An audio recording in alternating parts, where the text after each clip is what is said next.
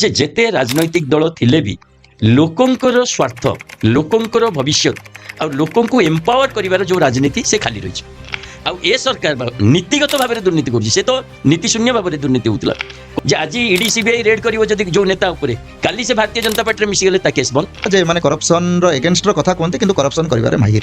ଭାରତୀୟ ଜନତା ପାର୍ଟିକୁ ଆଜି ସବୁଠୁ ଯଦି ବେଶୀ ଡର ତାହେଲେ ଯେତେବେଳେ ନ୍ୟାୟାଳୟ କହିଲା ପ୍ରତ୍ୟେକଟି ମୁହୂର୍ତ୍ତରେ ଅରବିନ୍ଦ କେଜରିୱାଲ ଗୋଟିଏ କଥା କହିଛନ୍ତି, ସତ୍ୟର ଜୟ ହେବ, ନ୍ୟାୟର ଜୟ ହେବ। ତ ଗୋଟେ ଅଲ୍ ଇଣ୍ଡିଆ ପାର୍ଟି ଆମେ ବର୍ତ୍ତମାନ, କିନ୍ତୁ ଆମ ଆକାଉଣ୍ଟ ଦେଖନ୍ତୁ ଆଉ ଭାରତୀୟ ଜନତା ପାର୍ଟିର ଆକାଉଣ୍ଟ ଦେଖନ୍ତୁ।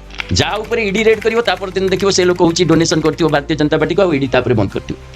ଆମର ଯିଏ ପ୍ରେରଣାର ସ୍ରୋତ ଆନ୍ନା ହଜାରେ ସେ ଗୋଟେ କଥା କହିଥିଲେ ରାଜନୀତି ଅଳିଆ, ତା ଭିତରେ ପଶିବ ମାନେ ତମ ଦେହରେ ଦାଗ ଲାଗିବ। ଆମେ ଅତି ସ୍ପଷ୍ଟ କରିଦେଉଛୁ ଆମ ସହିତ ସମାନ ଥିବା କୌଣସି ରାଜନୈତିକ ଦଳ ନାହାନ୍ତି ଆଭିମୁଖ୍ୟ ସହିତ। ତାହେଲେ ଅକିଲା ଚଲରେ କ'ଣ ଅସୁବିଧା ଅଛି? ଆପଣ କେବେ ସୁଦ୍ଧା ଭାରତରେ ଶାସନ କରିବେ ବୋଲି ଭାବିଛନ୍ତି? ଆଉ ଏଇ ଯେଉଁ ଫ୍ରି ପଲିଟିକ୍ସ ତାକୁ ଲୋକ କେତେ ବୁଝୁଛନ୍ତି? ଆପଣଙ୍କର ପାଠପଢ଼ା ପଲ୍ଲୀରୁ ଦିଲ୍ଲୀ ପର୍ଯ୍ୟନ୍ତ କ'ଣ ପ୍ରଭେଦ ଦେଖିଛନ୍ତି? କିନ୍ତୁ ଜବାହରଲାଲ ନେହେରୁ ୟୁନିଭର୍ସିଟି ମଧ୍ୟ ନିନ୍ଦିତ ହେଇଛି ଦେଶ ବିରୋଧୀ କାର୍ଯ୍ୟ ପାଇଁ। ଭାରତ ତେରା ଟୁକଡ଼ା ହୋଙ୍ଗେ କୌଣସି କେମିତି ସମ୍ଭବ? ଆପଣ ଭାରତ ବିରୋଧୀ ଷଡ଼ଯନ୍ତ୍ର ପ୍ରକୃତରେ ଯେଉଁ 24 ବର୍ଷର ଶାସନ ଆଉ 3 ବର୍ଷର ଭାରତୀୟ ଜନତା ପାର୍ଟିର ଶାସନ, ଆପଣ ଏହାକୁ କିଭଳି ଦେଖନ୍ତି? ଭାରତୀୟ ଜନତା ପାର୍ଟି ଆସିଲା ପରେ ଆଉ ଗୋଟେ ନୂଆ ହେଇଛି, ସିଏ ପିଠା ପ୍ରୋଗ୍ରାମ କରୁଥିଲେ, ଇଏ ପଖାଳ ଦିବସ ପାଳନ କଲେ। ତେଣୁ ଓଡ଼ିଶାରେ ବର୍ତ୍ତମାନ ଆମ୍ ଆଦମୀ ପାର୍ଟି ପାଇଁ ଗୋଟେ ଭଲ ସମୟ। ଆପଣ କ'ଣ ମଦର ସପକ୍ଷରେ ନା ମଦର ବିପକ୍ଷରେ? ଆଉ ସବୁଠୁ ଆଶ୍ଚର୍ଯ୍ୟଜନକ କଥା ହେଉଛି ଗୁଜରାଟ ଆଉ ବିହାରରେ ମଦ ବର୍ତ୍ତମାନ ଭାରତବର୍ଷରେ ସବୁଠୁ ଅଧିକ ବିକ୍ରି ହେଉଛି। ବର୍ତ୍ତମାନ ଜନତା ଆଶ୍ଚର୍ଯ୍ୟ ହେବ ଯଦି କିଏ କିଣା ନ ଯାଇପାରେ। କିଣା ବିକା ଯେଉଁଠି ନୀତି ହେଇଗଲାଣି ଆଉ ଯେଉଁଠି ଭାରତୀୟ ଜନତା ପାର୍ଟି ଖୋଲାଖୋଲି ଭାବେ କହୁଛି ଏଇଟା ଆମ ଚାଣକ୍ୟଙ୍କ ଯୋଗୁଁ ସମ୍ଭବ। ବର୍ତ୍ତମାନ ଟାଇମ୍ରେ ଯେଉଁ ଓଡ଼ିଶାରେ ଯେଉଁ ନୂଆ ପରିବେଶ, ମୁଁ ଭାବୁଛି ଅନେକ ନେତା ଆଗ୍ରହୀ ଅଛନ୍ତି ଯେ ଆମ୍ ଆଦମୀ ପାର୍ଟି ଜଏନ୍ କରିବା ପାଇଁ, ଆଗକୁ ଯିବା ପାଇଁ। ନୂଆ ନେତୃତ୍ୱରେ ବିଶ୍ୱାସ କରନ୍ତି ନା old wine in new bottle? ଯଦି ଓଡ଼ିଶାରେ ଆପଣଙ୍କୁ ମ୍ୟାଣ୍ଡେଟ୍ ମିଳିଲା, ପ୍ରଥମ 5ଟି କାମ କ'ଣ କରିବେ?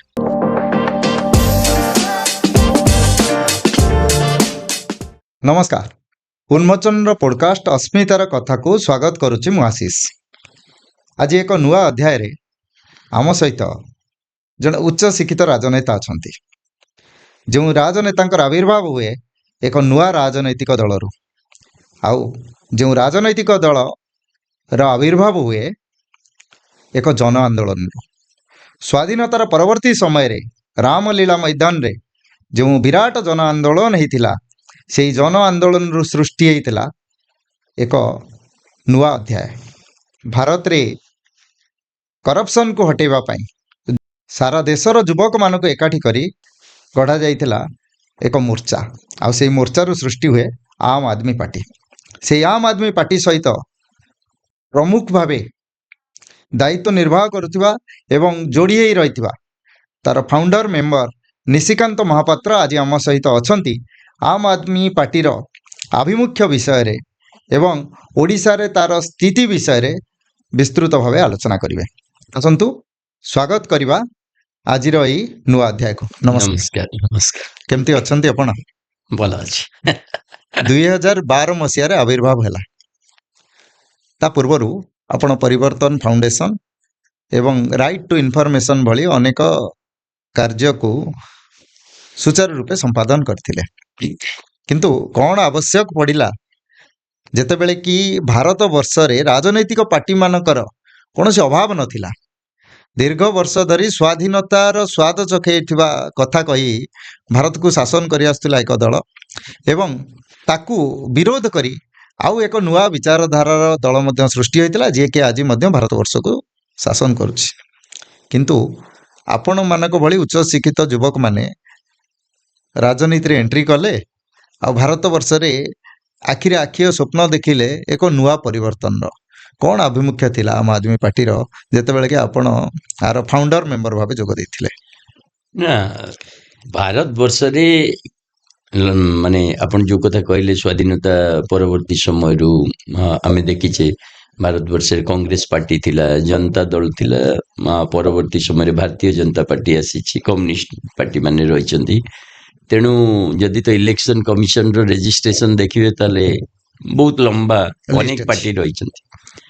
କିନ୍ତୁ ଏ ସଂଖ୍ୟାଧିକ ପାର୍ଟି ରହିବାର ଅର୍ଥ ନୁହେଁ ଯେ ଭିନ୍ନ ପ୍ରକାର ରାଜନୀତି ରହିଛି। ରାଜନୀତି ଗୋଟିଏ। ଆପଣମାନେ ଯଦି ଦେଖିବେ ଯେତେ ମେନ୍ ଷ୍ଟ୍ରିମ୍ ପଲିଟିକାଲ ପାର୍ଟି ଅଛନ୍ତି, ଯେଉଁମାନଙ୍କୁ ଆମେ କହୁଛେ ମୁଖ୍ୟ ବିଚାରଧାରାର ପାର୍ଟି, ତାହେଲେ ନିର୍ବାଚନ ଲଢ଼ିବା, ନିର୍ବାଚନ ଜିତିବା, ସରକାର ଗଢ଼ିବା, सरकार गढ़ी साइला परे पुणी परवर्ती निर्वाचन ପାଇଁ प्रस्तुत हवा एवं विभिन्न मार्ग रे जनतार जो मत को हासिल करिबा से धर्म आधार रे हो जाति आधार रे हो आपनकर स्थानीय आधार रे हो भाषा भित्तिक हो विभिन्न मार्ग रे लोकों को मोबिलाइज करिबा एवं तांको समर्थन हासिल करी पुणी सरकार करिबा ए प्रक्रिया चलथिला किंतु अति आश्चर्यर कथा जे एते बड़ देश रे आपण जदि देखिबे ताहले जोथि पाई राजनैतिक दलर आवश्यकता थाए जोथि पाई गोटे गणतांत्रिक राष्ट्र रे भोट माध्यम रे राजनैतिक दल को शासन क्षमता को अणा जाए से समस्त कार्य जेमति कि भारत वर्षर प्रति पिला भल पाठ पढ़िबो भल स्कूल रे पाठ पढ़िबो क्वालिटी एजुकेशन आम जहाँ कहूचे सबु पिला दबा आज पर्यंत पॉसिबल न आज्ञा भारत वर्षर प्रत्येक परिवार व्यक्ति को गोटे उच्च कोटीर स्वास्थ्य सेवा जोगे दबा आज पर्यंत पॉसिबल न भारत वर्षर सबु युवक युवती को रोजगार दबा आज पर्यंत ही पारनी भारत वर्ष को आत्मनिर्भरशील करिबा आज पर्यंत ही पारनी भारत वर्ष रे गोटे गणतांत्रिक राष्ट्र सबुठु मूल पुंजी जो सिटीजन तैयारी करिबा नागरिक तैयारी करिबा आज पर्यंत ही पारनी तेणु शिक्षा नहीं स्वास्थ्य नहीं रोजगार नहीं आपणकर जो बेसिक नॉर्म्स ऑफ गवर्नेंस आम जो कहूचे सीटा नहीं स्वच्छता नहीं करप्शन विरुद्ध रे सेमती एग्जाम्पलरी पदक्षेप नहीं ये समस्त क्षेत्र को जितेबाला देखा जाए से आपन को गोटे कथा स्पष्ट देखा जे जेते राजनैतिक दल थिले भी लोकंकर स्वार्थ लोकंकर भविष्य और लोकों को एम्पावर करिवार जो राजनीति से खाली रही आम मैंने समस्ते जनलोकपाल आंदोलन कलु गोटे छोट दाबी थिला जे दुर्नीति भ्रष्टाचार विरुद्ध रे गोटे एग्जाम्पलरी आईन अणा जाऊ समयबद्ध तरीका रे जहाँ विरुद्ध रे अभियोग होउची अभियोग को निया जाऊ जदि से दुर्नीति करिची ता संपत्ति बाज्याप्त हो एवं जदि दुर्नीति न करिची मिछ अभियोग ताहले भी जेहेतु 3-4 मास भितर ताको आपण इन्वेस्टिगेशन कंप्लीट करिवे से सेत्रु फ्री होई परिबो मैक्सिमम बदे 3 इयर्स रो टाइम थिला आमे कांग्रेस पार्टी से तोले सरकार थिला आंदोलन कले सारा देशवासी आंदोलन को आसिले कांग्रेस पार्टी से तबले सीधा सड़क प्रत्याख्यान करदेला जे आमे निर्वाचित होगी आसछु आमको इच्छा आमर हेले आमे ए आईन आनिबु हु आर यू तमे किए आमे कहलु आज्ञा आमे साधारण लोक साधारण जनता ना तमे जदि साधारण जनता तमे निर्वाचित होइछ कि तमे लोकंकर प्रतिनिधि कि जदि ए आईन आनिबार अछि एक कथा कहिबार अछि ताले जाओ लोक प्रतिनिधि होगी आस एटा तो चैलेंज थिला आज्ञा नहले लंबा आंदोलन कौन पे ହେଲା बारंबार रिप्रेजेंटेशन कहीं की गला वेरी इंटरेस्टिंग जे आम आंदोलन है आम तो सरकार को आसिलु भारतीय जनता पार्टी सरकार आसल जो माने भाबीतिले जे कांग्रेस दुर्नीति करूची भारतीय जनता पार्टी आसिले दुर्नीति कमी जो आज से माने देखुचंदी भारतीय जनता पार्टी सरकार अछि आउ ए सरकार नीतिगत भाव में दुर्नीति करूची से तो नीति शून्य भाव में दुर्नीति होतिला कौन नीतिगत आपण माने देखिले इलेक्शन रो फंडिंग पे इलेक्टोरल बॉन्ड जनता को कहगला तमे जानिबनी किए पैसा देला केते देला आमे केवल चांदा नब अपर्याप्त पैसा से आसला आपण जानले जे आज ईडी सीबीआई रेड करिवो जदि जो नेता उपरे काली से भारतीय जनता पार्टी रे मिसी गेले ता केस बंद हेमंत विश्व शर्मा देखिले शुभेंदु अधिकारी देखिले एटी अजित पवार को देखिले राणे को देखिले तेणु भारतीय जनता पार्टी जो स्पष्टता रही जे आमे दुर्नीति करू किंतु तमे कई किछि कहि परिबोनी सी भी गोटे प्रकार प्रमाणित करदेला जे जो प्रचलित राजनीति सी लोकाभिमुखी नुह लोकंकर दैनंदिन जीवन को बेटर करने पई लोकंकर मौलिक समस्यार समाधान करने पई ए राजनीति उद्दिष्ट नुह तेणु मु भावुची आम माने जो निष्पत्ति नैथिलु गोटे युवा वर्ग हिसाब रे गोटे नुआ पीढ़ी हिसाब रे जे भारत वर्ष रे गोटे वैकल्पिक राजनीतिर आवश्यकता रही एवं लोकंकर मौलिक समस्यार समाधान पाई से राजनीति आग को हेल्प करिवो मु भावुची से जो सिद्धांत थिला से जो कन्विक्शन थिला आज भी रही कारण आजिर परिस्थिति रे मते लागुची से कन्विक्शन आहुरी मजबूत होईची एवं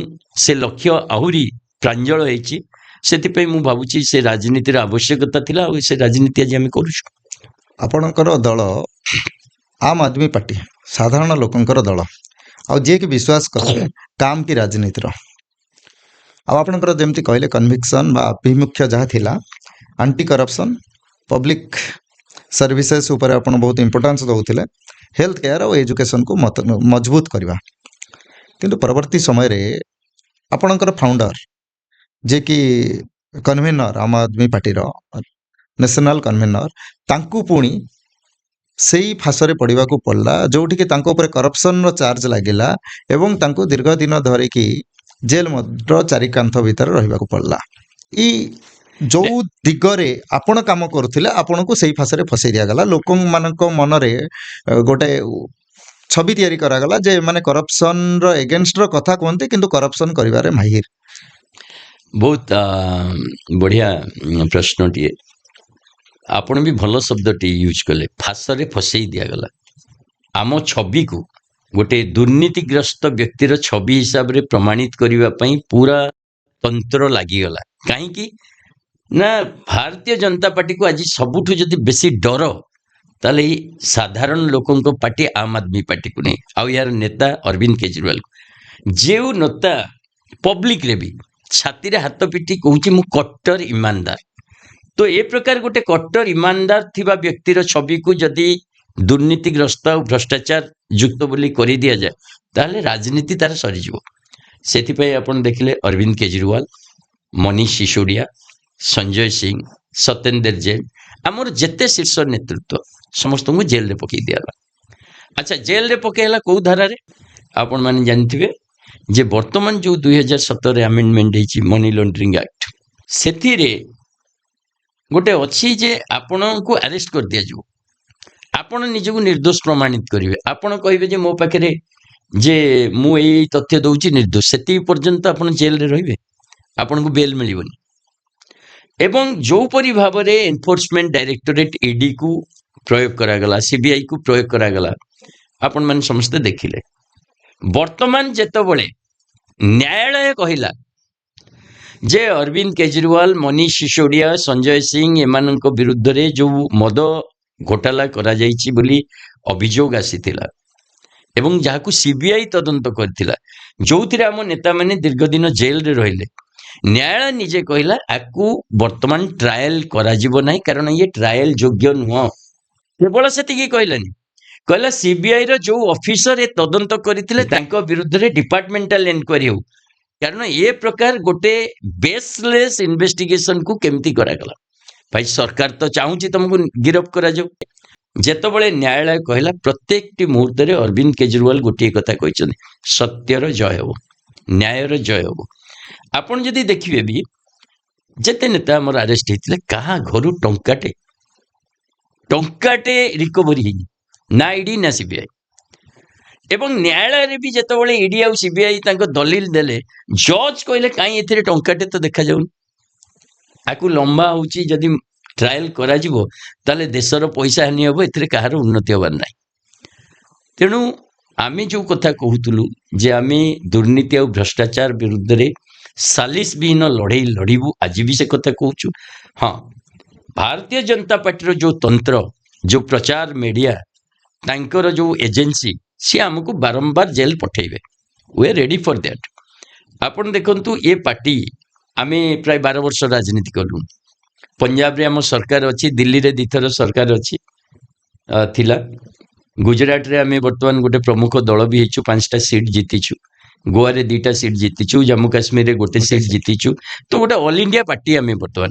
କିନ୍ତୁ ଆମ ଆକାଉଣ୍ଟ ଦେଖନ୍ତୁ, ଆଉ ଭାରତୀୟ ଜନତା ପାର୍ଟିର ଆକାଉଣ୍ଟ ଦେଖନ୍ତୁ। ଭାରତୀୟ ଜନତା ପାର୍ଟି ବର୍ତ୍ତମାନ ଦେଶର ପ୍ରତ୍ୟେକ ଜିଲ୍ଲାରେ ନିଜର 2 ଏକର 2.5 ଏକର ଜମି ନେଇକି ବିଲ୍ଡିଂ ତିଆରି କରୁଛି, ଖାଲି ସେ 600-700 କୋଟି ଟଙ୍କାର ପ୍ରପର୍ଟି। ତା ଆକାଉଣ୍ଟରେ କୁହାଯାଉଛି 67,000 କୋଟି ଟଙ୍କାର ମାନେ ଡୋନେସନ୍ସ ରିସିଭ୍ କରିଛନ୍ତି।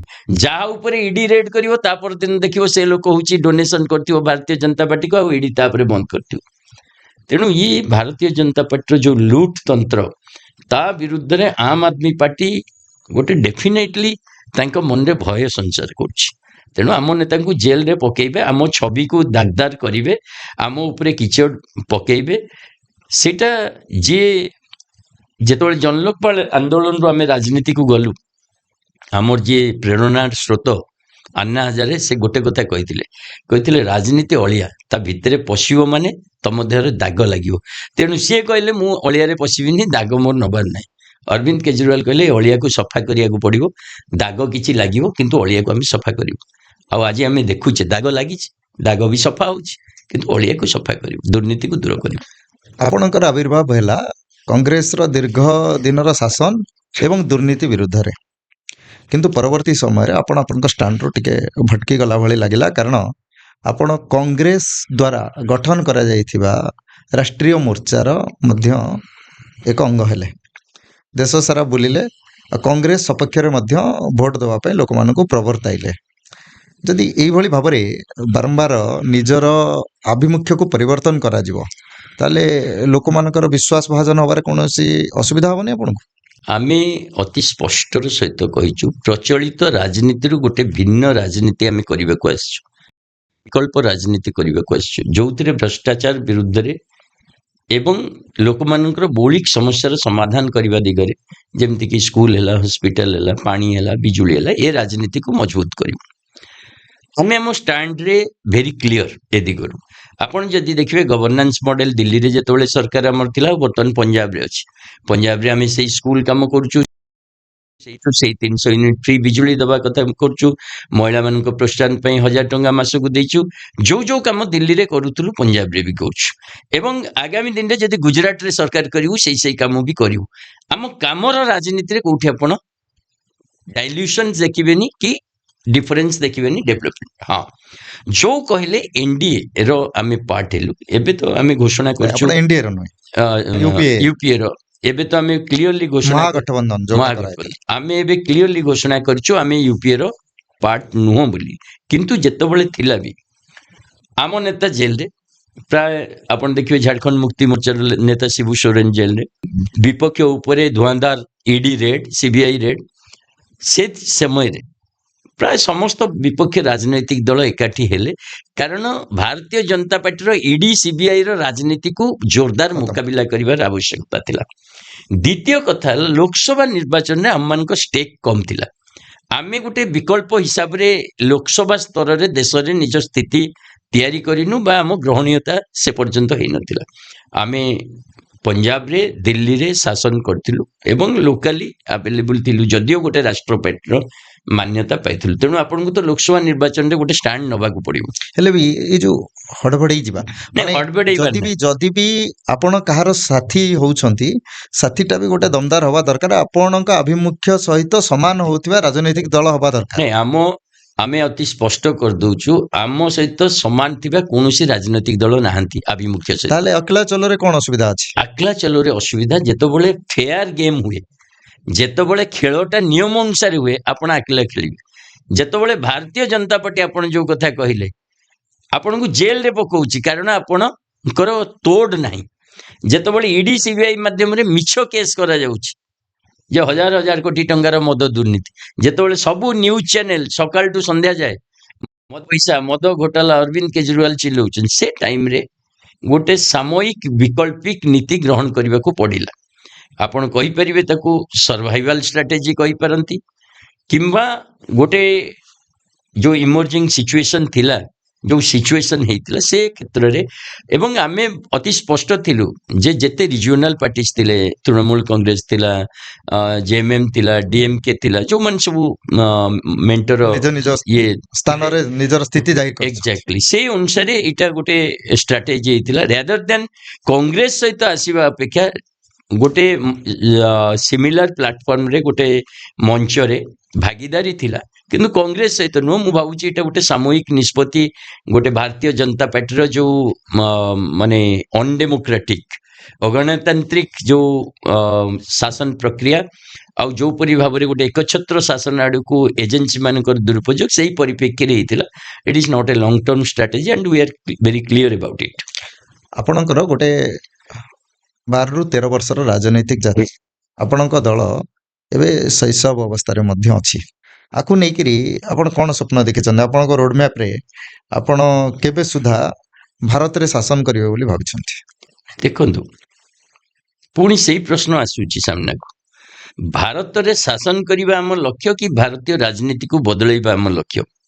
ଯଦି ଶାସନ ନ କରିବେ ବଦଳେଇବା ଏଟା ହୁଏତ ଆପଣଙ୍କ ପାଇଁ ମୁଁ କଷ୍ଟକର ବ୍ୟାପାର ଆପଣଙ୍କୁ ହେଇଯିବ। ଗୋଟେ ଛୋଟ ଏକ୍ଜାମ୍ପଲ ଦଉଛି, ମୋ କଥାଟାକୁ ମାନେ ଆପଣ ବୁଝିପାରିବେ।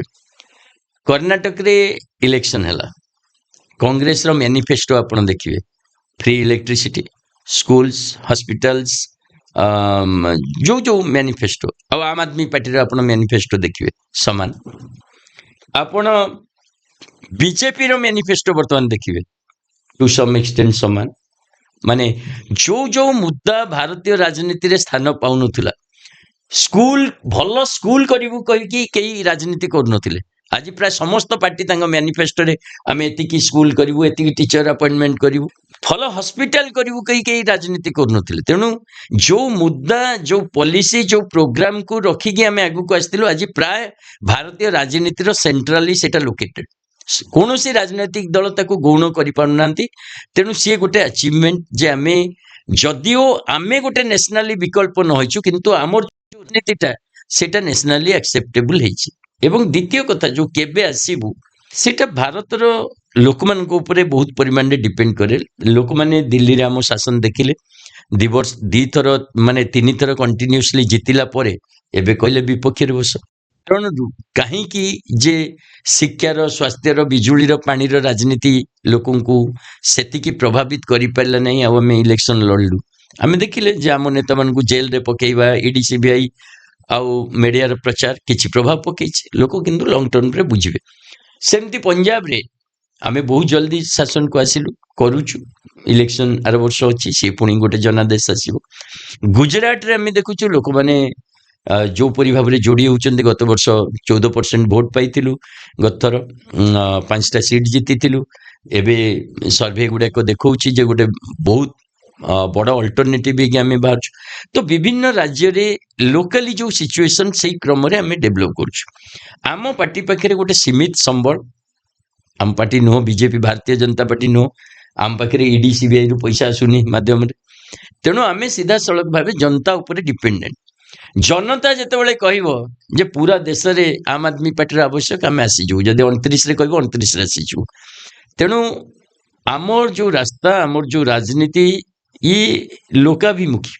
ଏବଂ ଲୋକ ପ୍ରାୟ ଆମ ଫାଇନାନ୍ସ ଲୋକଙ୍କ ଉପରେ ଡିପେଣ୍ଡେଣ୍ଟ, ଆମ ରାଜନୀତି ଲୋକଙ୍କ ଉପରେ ଡିପେଣ୍ଡେଣ୍ଟ, ଆମ କାର୍ଯ୍ୟକର୍ତ୍ତା ବି ସେଇଠୁ ଆସୁଛନ୍ତି। ଆପଣ ଦେଖନ୍ତୁ, ବିଭିନ୍ନ ରାଜନୈତିକ ଦଳର ଯୋଉ ଲିଗାସି ରହିଛି, କାହା ବାପା ଥିଲା ନେତା, ତା ଛୁଆ ନେତା, ଆମର ପ୍ରାୟ ଏଜୁକେଟେଡ ପ୍ରଫେସନାଲ ୟୁଥ୍ ଯୋଉମାନେ ଆସିଛନ୍ତି, ସେମିତି ଗୋଟେ ବଡ଼ ଲିଗାସି ନେଇକି ଆସିନାହାନ୍ତି, ସବୁ ଲେମ୍ୟାନ୍, କମନ ମ୍ୟାନ୍।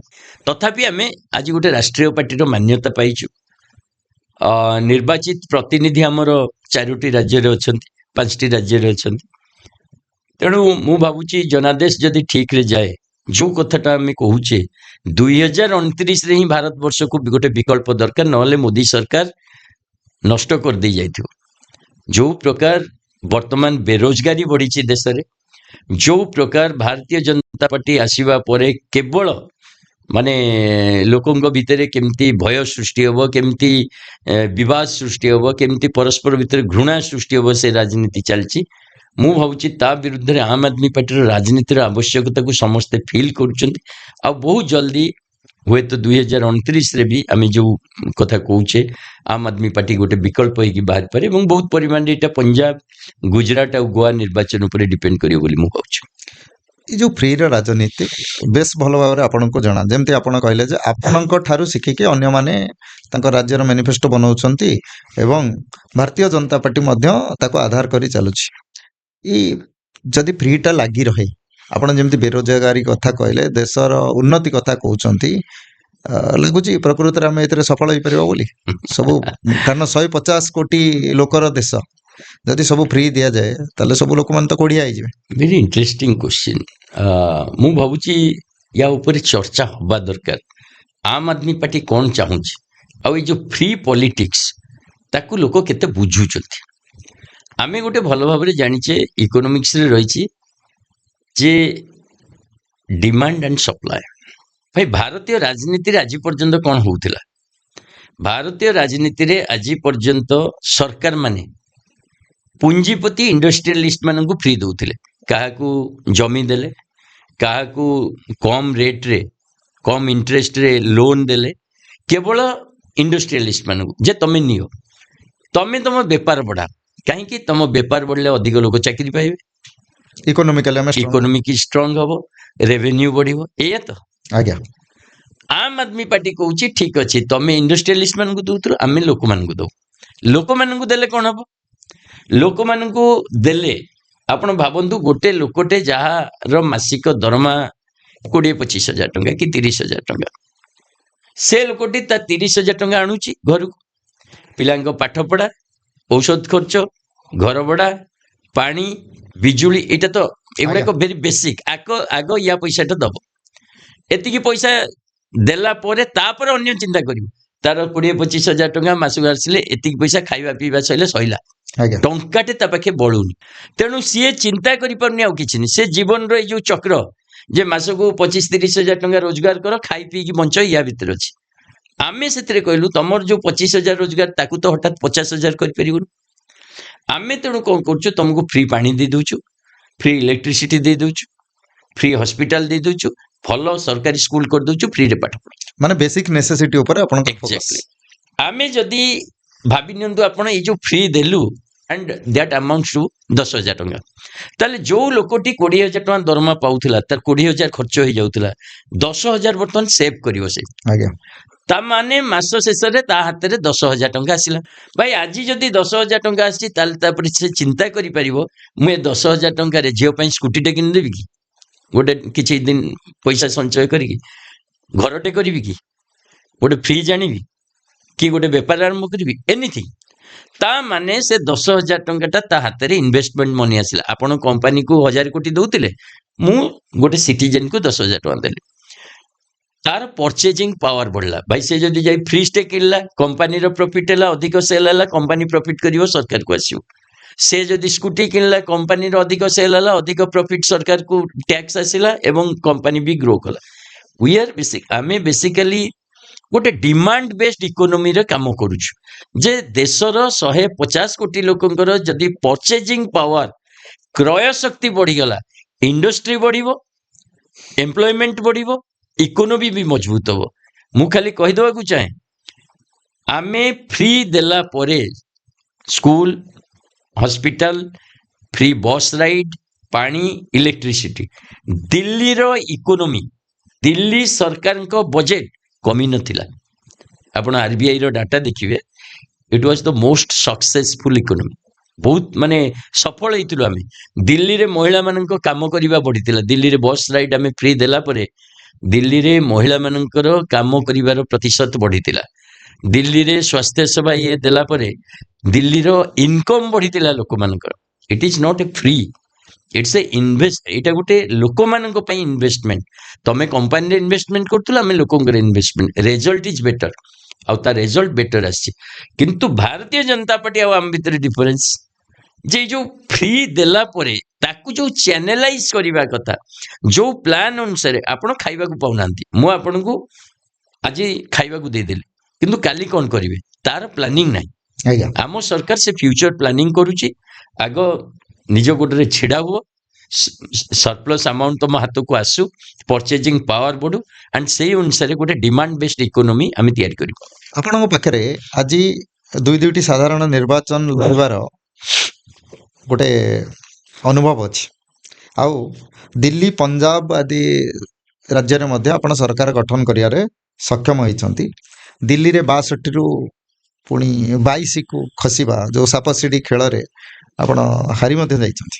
ଏବେ ଆପଣଙ୍କର ଅନେକ ନୂଆ ନୂଆ ନେତୃତ୍ୱ ନୂଆ ନୂଆ ରାଜ୍ୟରେ ମଧ୍ୟ ଉଭା ହେଲେଣି। ଯେମିତି ଆପଣ ଦର୍ଶାଇଲେ, ଗୁଜୁରାଟରେ ଆପଣଙ୍କର ଭୋଟ ପ୍ରତିଶତ ବଢ଼ିଛି, ଆପଣ ରାଷ୍ଟ୍ରୀୟ ଦଳର ମାନ୍ୟତା ମଧ୍ୟ ପାଇଛନ୍ତି, ଜାମ୍ମୁ କାଶ୍ମୀରରେ ଆପଣ ଖାତା ଖୋଲିଲେ, ଏବେ କେରଳର ଯେଉଁ ଲୋକାଲ ରାଜ୍ୟ ରାଜନୀତି ଅଛି ସେଥିରେ ମଧ୍ୟ ଆପଣ ଗୋଟେ ପ୍ଲାନ୍ କରୁଛନ୍ତି ଯେ କିଛି ପ୍ରତିନିଧିତ୍ୱ ରହିବ ବୋଲି। ରାଜ୍ୟସଭାରେ ମଧ୍ୟ ଆଖି ଦୃଶିଆ କିଛି ପ୍ରଦର୍ଶନ କରିଛନ୍ତି। ଏଇ ଯେଉଁ ଏତେ ସବୁ କାମ ଏତେ କମ୍ ଦିନ ଭିତରେ ମଧ୍ୟ କରିଛନ୍ତି, ନିହାତି ଗୋଟେ ସଫଳତାର ଶ୍ରେୟ ଆପଣଙ୍କୁ ମଧ୍ୟ ମିଳିଛି।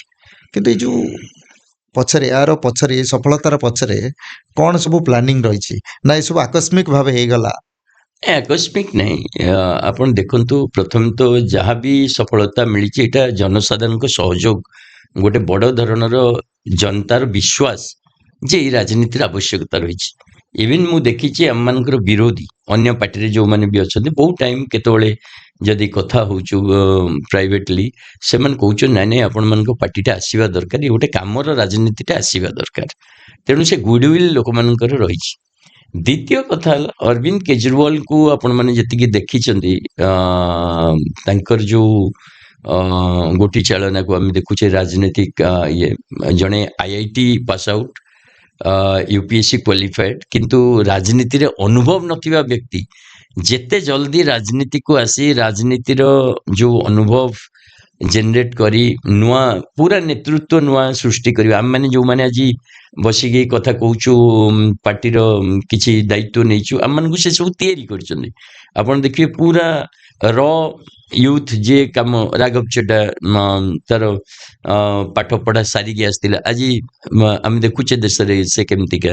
ସଞ୍ଜୟ ସିଂ ତାଙ୍କର ଗୋଟେ ଏଇ ଯେଉଁ ଉଠା ଦୋକାନୀ ସଂଘ କରିଥିଲେ, ଏବଂ ତାଙ୍କର କିଛି ଅନୁଭବ ଅବଶ୍ୟ ଥିଲା, କିନ୍ତୁ ସେଠୁ ଆସିକି ଆଜି ସଞ୍ଜୟ ସିଂଙ୍କୁ ଆମେ ଦେଖୁଛେ, ସୌରଭ ଭରଦ୍ୱାଜ, ୱାତି ସାହୁ, ଏମାନେ ସବୁ ଏକାଡେମିକ୍ସ ପ୍ରଫେସନାଲ ଲାଇନ୍ରୁ ଅଛନ୍ତି।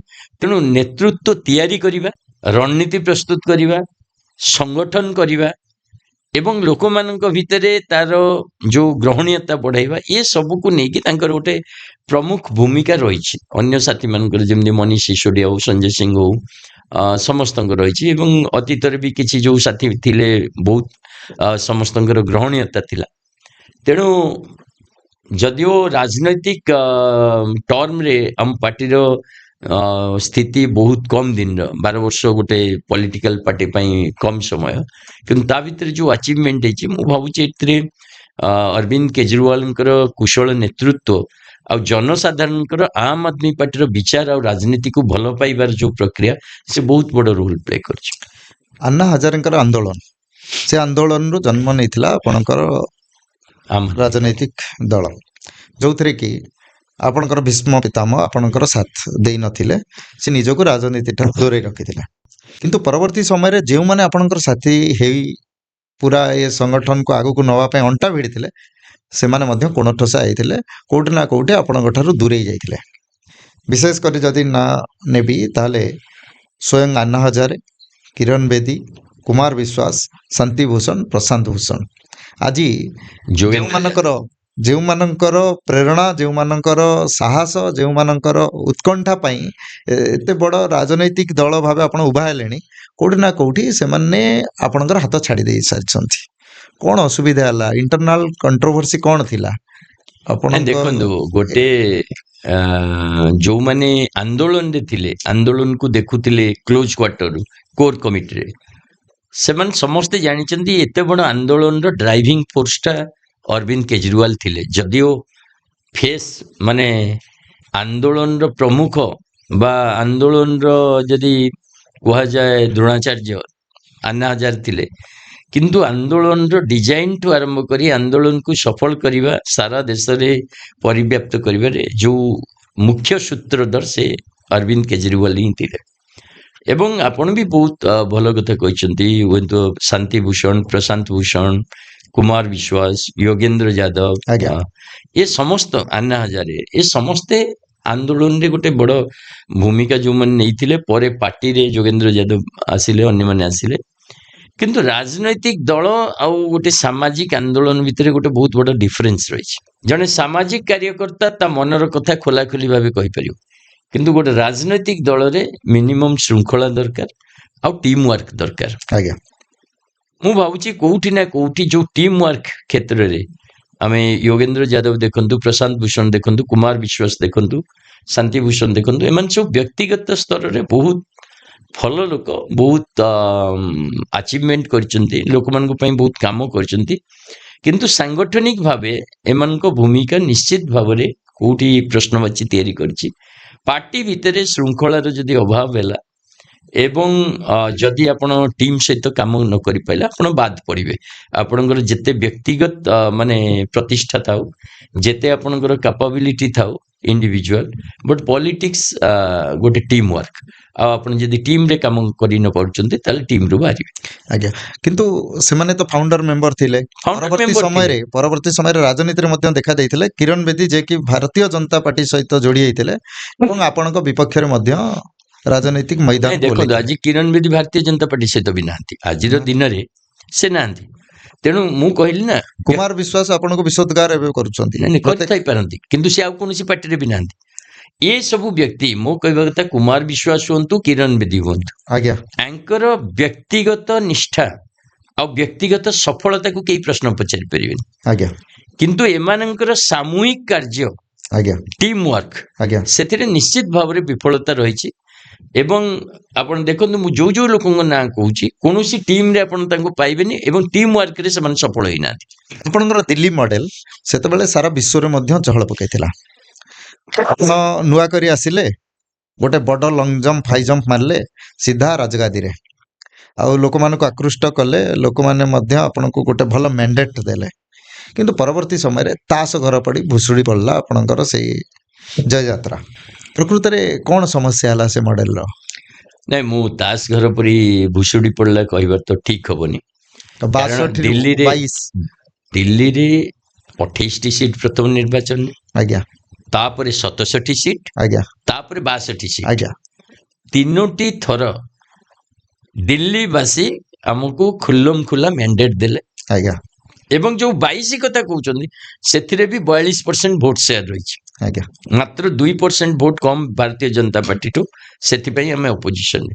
ତ ଭୋଟ ସେୟାରରେ ଆପଣ ଯଦି ଦେଖିବେ, କିନ୍ତୁ ତାହେଲେ ସେୟାରକୁ ତ କେହି ଦେଖନ୍ତିନି। କେହି ଦେଖନ୍ତିନି, ଆପଣ ଦେଖିବେ। କାରଣ ଆଜ୍ଞା। ଆପଣ ସାଧାରଣ ଆମେ ଭାବେ ଆଲୋଚନା କରୁନେ। ଭୋଟ ସେୟାରରେ ମୁଁ ଆସୁଛି ସେ ଆଜ୍ଞା। ପଏଣ୍ଟକୁ। ମୋ କହିବା କଥା, ଇଏ ତାସ ଘର ପରୀକ୍ଷା ଭୁଷୁଡ଼ିନି। ଦିଲ୍ଲୀର ରାଜନୀତିକୁ ଯୋଉମାନେ ବୁଝିଛନ୍ତି, ଆଉ ଆଜିର ଦିନରେ ବି ଦିଲ୍ଲୀର ଜନତା ସହିତ ଯୋଉମାନେ ଇଣ୍ଟରାକ୍ଟ କରୁଛନ୍ତି, ସେମାନେ ଗୋଟେ କଥା ଅତି ସ୍ପଷ୍ଟତାର ସହିତ ଜାଣିବା ଦରକାର ଯେ ଦିଲ୍ଲୀରେ ଆମ୍ ଆଦମୀ ପାର୍ଟିର ଯୋଉ ଗଭର୍ଣ୍ଣାନ୍ସ ମଡେଲ ଆଜି ବି ୱାର୍ଲଡ କ୍ଲାସ ମଡେଲ, ଏବଂ ବାହାର କଣ୍ଟ୍ରି ଯୋଉ ଅନ୍ୟାନ୍ୟ ରାଜ୍ୟ ପାଇଁ ଏ ମଡେଲ ଆଜି ବି ଗୋଟେ ମଡେଲ ହେଇକି ରହିଛି।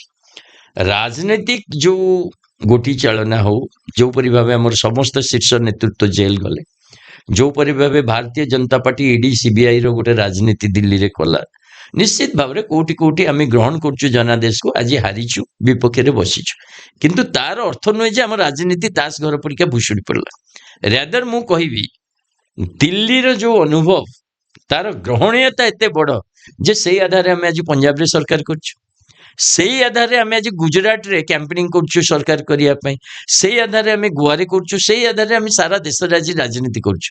ତ ସେ ମଡେଲ ଲୋକମାନେ ଗ୍ରହଣ କରିଛନ୍ତି। ନିର୍ବାଚନରେ ଇଲେକ୍ଟୋରାଲି ସେଟା ଗୋଟେ ନେଗେଟିଭରେ ଆସିଛି, ତାର ଅନେକ କାରଣ ଅଛି, ଇଲେକ୍ସନର ଅନେକ କାରଣ। କିନ୍ତୁ ଯୋଉପରି ଭାବେ ଅନ୍ୟାନ୍ୟ ରାଜନୈତିକ ଦଳ ବି ଦିଲ୍ଲୀ ମଡେଲକୁ ଗ୍ରହଣ କରିଛନ୍ତି, ସେଥିରୁ ମୁଁ ଭାବୁଛି ଦିଲ୍ଲୀ ମଡେଲ ଗୋଟେ ସଫଳ ମଡେଲ, ଲୋକମାନେ ତାକୁ ଗ୍ରହଣ କରିଛନ୍ତି।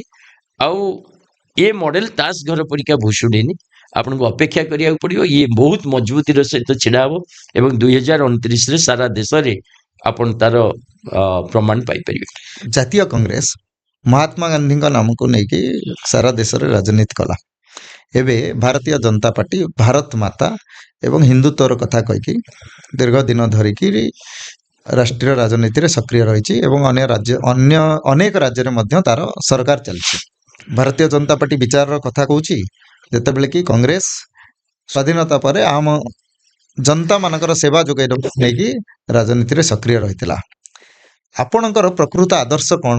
ଆପଣଙ୍କର ଆଦର୍ଶ କିଏ? କାହାକୁ ଭିତ୍ତି କରିକିରି ଆପଣ ଏତେ ବଡ଼ ପ୍ଲାନିଂ କରିଛନ୍ତି ଏବଂ ନିର୍ବାଚନ ରଣାଙ୍ଗନକୁ ପାରାଇବେ?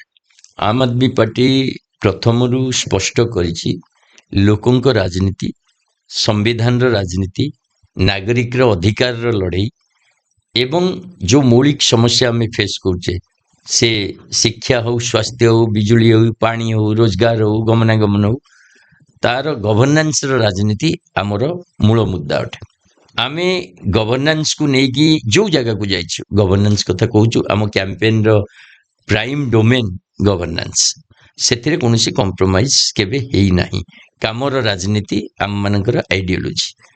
ଏବଂ ଦ୍ୱିତୀୟ କଥା, ଯଦି ଆପଣ ଦେଖିବେ, ଆମ୍ ଆଦମୀ ପାର୍ଟି ସମ୍ବିଧାନକୁ ନେଇକି ଯେତେ ମଜବୁତର ସହିତ କ୍ୟାମ୍ପେନ୍ କରିଛି, आम एजुकेशन पॉलिसी रे दिल्ली रे पंजाब रे आम संविधान को पढ़ेबा काम आरंभ करछु बाबा साहेब आंबेडकर जो विजन थिला ताको प्रमुखतार सहित आम लीड करछु तेणु गोटे governance based citizen based constitution based ideology को लेकिन आम चलीचु आ मु भावुची काम राजनीति ही आगामी दिन रे हमको सफलता दो ଆପଣଙ୍କ ଭଳି ଜଣେ ଉଚ୍ଚ ଶିକ୍ଷିତ ଯୁବକ ଓଡ଼ିଶାରୁ ଯାଇକି ଜେଏନ୍ୟୁରେ ପାଠ ପଢ଼ିବା ଆଉ ଜେଏନ୍ୟୁରେ ପାଠ ପଢ଼ିବା ପରେ ସମସ୍ତେ ଆଶା ରଖିଥାନ୍ତି ପ୍ରଶାସନିକ ସେବା ଭଳି ଏକ ଲୋଭନୀୟ ଚାକିରିର କିନ୍ତୁ ଆପଣ ସେଥିରୁ ବିରତ ରହିଲେ ପରିବର୍ତ୍ତନ ଫାଉଣ୍ଡେସନ ସହିତ ଯୋଡ଼ି ହେଲେ ଜନ ଲୋକପାଳ ବିଲ୍ ପାଇଁ ଭାରତ ଭ୍ରମଣ କଲେ ଓଡ଼ିଶାର ଦାୟିତ୍ୱ ନେଲେ ଏବଂ ଏବେ ଦୀର୍ଘ ଦିନ ଧରି आम आदमी पार्टी सहित जड़ित थिबा कारणरू ओडिशार दायित्व नहीं प्रकृत में आपण मनरे एभली आशा छोट बेलू जागृत होता ना पाठ पढ़ा समय रे आपण कहार प्रेरणा रे एथिरे आकृष्ट हेले नहीं प्रथम तो मोर पूरा स्टूडेंट कैरियर रु मु टिके सामाजिक सेवा सामाजिक काम रे सदाबले संपृक्त थिली जेएनयू रे पढ़िला परे सेटा आहुरी टिके व्यापक हैला तथापि जेएनयू रे पढ़िला बेले भी मो मुंडरे चिंता थिला जे नाइ मु बेसिकली टीचिंग लाइन को जीवी बोली जदिओ परिवार सांगसाथी सब प्रशासनिक लाइन कथा कहउतिले किंतु कोठी ना कोठी मोर फर्स्ट फेवरेट जोटा मु टीचिंग लाइन रे पढ़ेबा पई भल पाए मु किछि दिन गेस्ट लेक्चर हिसाब रे कमला नेहरू कॉलेज दिल्ली यूनिवर्सिटी रे भी पढ़ौतिली गोटे स्टॉप गैप अरेंजमेंट हिसाब रे किंतु जेतबळे ये जो सूचना अधिकार आंदोलन जोटा हैला अरविंद केजरीवाल परिवर्तन सेठी काम कली ग्रासरूट रे काम कली मते लगिला इटा आहुरी अधिक फुलफिलिंग ये आहुरी अधिक शांति दउची आहुरी अधिक माने सेथु शिखिबा को मिलुची लोकन को सहित संपर्क रे आसी तो सेठू सोशल जो काम करूथिली सेटा आहुरी स्ट्रॉन्गर हैला कारण मु जेएनयू रे पढ़ला बेले भी गोटे ऑर्गेनाइजेशन सांग साथी सेठी गोटे मिसी करिथिलु ओडिशा जागरण अभियान बोली सेथिरे प्राय टाइम आमे डिस्कशन करू आलोचना करू ओडिशा विषय रे ओडिशा केमति आगु बढ़िबो कोन तेनु सेटा थिला तो परिवर्तन रे जॉइन कला परे सेटा आउरी स्ट्रॉन्गर हैला तापरे ओडिशा आसिली ओडिशा रे सूचना अधिकार काम कली गोटे ओडिशा सूचना अधिकार मंच बोली गठन कलु प्राय यंग पिला सेथिरे थिले बहुत एनजीओज भी हेल्प करथिले एंड ओडिशा रे से काम कला परे मु देखिली जे ओडिशा रे रियली गोटे स्कोप रहिछि लोकन पई काम करिवार आवश्यकता भी रहिछि कारण ओडिशा रे लोक माने बहुत भल बहुत सरल किंतु जो नीति को नहीं आमे राजनीति करूछु आपण देखिए गाँ गंडे बहुत जगह अपॉर्चुनिटी नहीं लोकों पाई आमर गोटे एग्रीकल्चरल बेस्ड इकोनॉमी किंतु तार लिंकेज नहीं मु काली देखुतिली न्यूज पेपर रे टमाटो 2 टंका चासी ता ऊपर ट्रैक्टर मोड़उछि कोल्ड स्टोरेज नहीं एठी रिसर्च एंड डेवलपमेंट रे इन्वेस्टमेंट नहीं एठी लोकंकर एम्प्लॉयमेंट पाई सीजन आसिला तो बलांगीर कलाहांडी कोरापुट सेपटू दादन खटिया को लोक बाहरी गले एठी जे इंजीनियरिंग पढुची से पढ़िला बेल टू माइंड स्थिर करछि बेंगालोर जीवो कलकत्ता जीवो विदेश जीवो कारण राज्य भितर अपॉर्चुनिटी नहीं तेणु ओडिशा परिका गोटे राज्य जोठी सबु प्रकार प्रकृति हमको देइछि एते बड़ समुद्र माने कोस्टल लाइन हमर अछि जंगल अछि पहाड़ अछि परिवेश अछि कौन नहीं ए राज्य रे तथापि सबुठु अधिक दारिद्र सबुठु अधिक बेरोजगारी सबुठु अधिक इंफ्रास्ट्रक्चर प्रोब्लेम ये सब देखिला परे मते लागुची जे आम माने राइट माने निष्पत्ति नेइछु कारण काम करिबा को अनेक अछि केते सफल हबु केते विफल हबु लोक केते ग्रहण करिवे सी मैटर करे कारण सी जो मैटर करिवो सेटा इलेक्टोरली रिफ्लेक्ट करिवो किंतु जो सेल्फ सैटिस्फैक्शन जो तुमको खुशी लागिवो जे तमे कोन करछो तमे लोक मन को पई काम करछो ठीक अछि मु पूरा ओडिशा राज्य सब लोक को बुझे न पाइले 10 जन को बुझौची 15 जन को बुझौची 50 जन प्रयास रही एवं नुआ नुआ लोक भी जोड़ी होउछन प्रक्रिया रे आज दिन रे मु जदी देखुछ अनेक शिक्षित लोक अनेक बुझुतुवा लोक पार्टी रे जोड़ी होइछन आ से माने भी एतिकी पैशन मोटू अधिक पैशन रो सहित जोड़ी के काम करछन दैट इज आवर अचीवमेंट तेणु मते लागुची आगो को ए काम बहुत बढ़िबो गोटे सेल्फ सैटिस्फाइंग निश्चित भाव रे गोटे निजको लागुची ए काम आवश्यकता रही ओडिशा माटीर आवश्यकता रही आम माने ଠିକ ଜାଗାରେ ଠିକ ସ୍ତରରେ ଅଛୁ ଆଉ ଆଗକୁ ଏଇଟାକୁ ନବୁ। ଆପଣଙ୍କର ପାଠପଢ଼ା ପଲ୍ଲୀରୁ ଦିଲ୍ଲୀ ପର୍ଯ୍ୟନ୍ତ କ'ଣ ପ୍ରଭେଦ ଦେଖିଛନ୍ତି? ପ୍ରାଥମିକ ସ୍ତରରେ ଯେତେବେଳେ ପାଠ ପଢ଼ୁଥିଲେ ଆପଣ ଆପଣଙ୍କର ଯେଉଁ ପ୍ରାଥମିକ ସ୍କୁଲ ଥିଲା, ପରବର୍ତ୍ତୀ ସମୟରେ ଆପଣଙ୍କର କଲେଜ ମଧ୍ୟ ଓଡ଼ିଶାରେ ହେଇଥିବ, ହାୟର ଏଜୁକେସନ୍ ପାଇଁ ଆପଣ ଦିଲ୍ଲୀ ଗଲେ, ଏଥିରେ ନାଇଁ, ଗୋଟେ କ'ଣ ବେସିକ ଡିଫରେନ୍ସ ସମସ୍ୟା ଦେଖିଥିଲେ? ଓଡ଼ିଶାରେ ଆପଣଙ୍କର ପ୍ରଥମ ପ୍ରାଇମେରୀ ପାଠପଢ଼ାଟା କୋଉ ଜାଗାରେ? ମୋର ଭୁବନେଶ୍ୱର ବର୍ନ ଆଣ୍ଡ ବ୍ରଟ, ମାନେ ଆଜ୍ଞା। ଯଦିଓ ନେଟିଭ ପ୍ଲେସ୍ ଆମର ଅନୁଗୁଳ, ଅନୁଗୁଳ। କିନ୍ତୁ ମୁଁ ଏଇ ଭୁବନେଶ୍ୱରରେ ବୋର୍ଡ ସ୍କୁଲ ଥିଲା, electricity board school, high school union 9 government boys school, ତାପରେ ବିଜେପି କଲେଜ, ତାପରେ ବାଣୀ ବିହାର, ତାପରେ ଜେଏନୟୁ ମୋ ଯାତ୍ରା।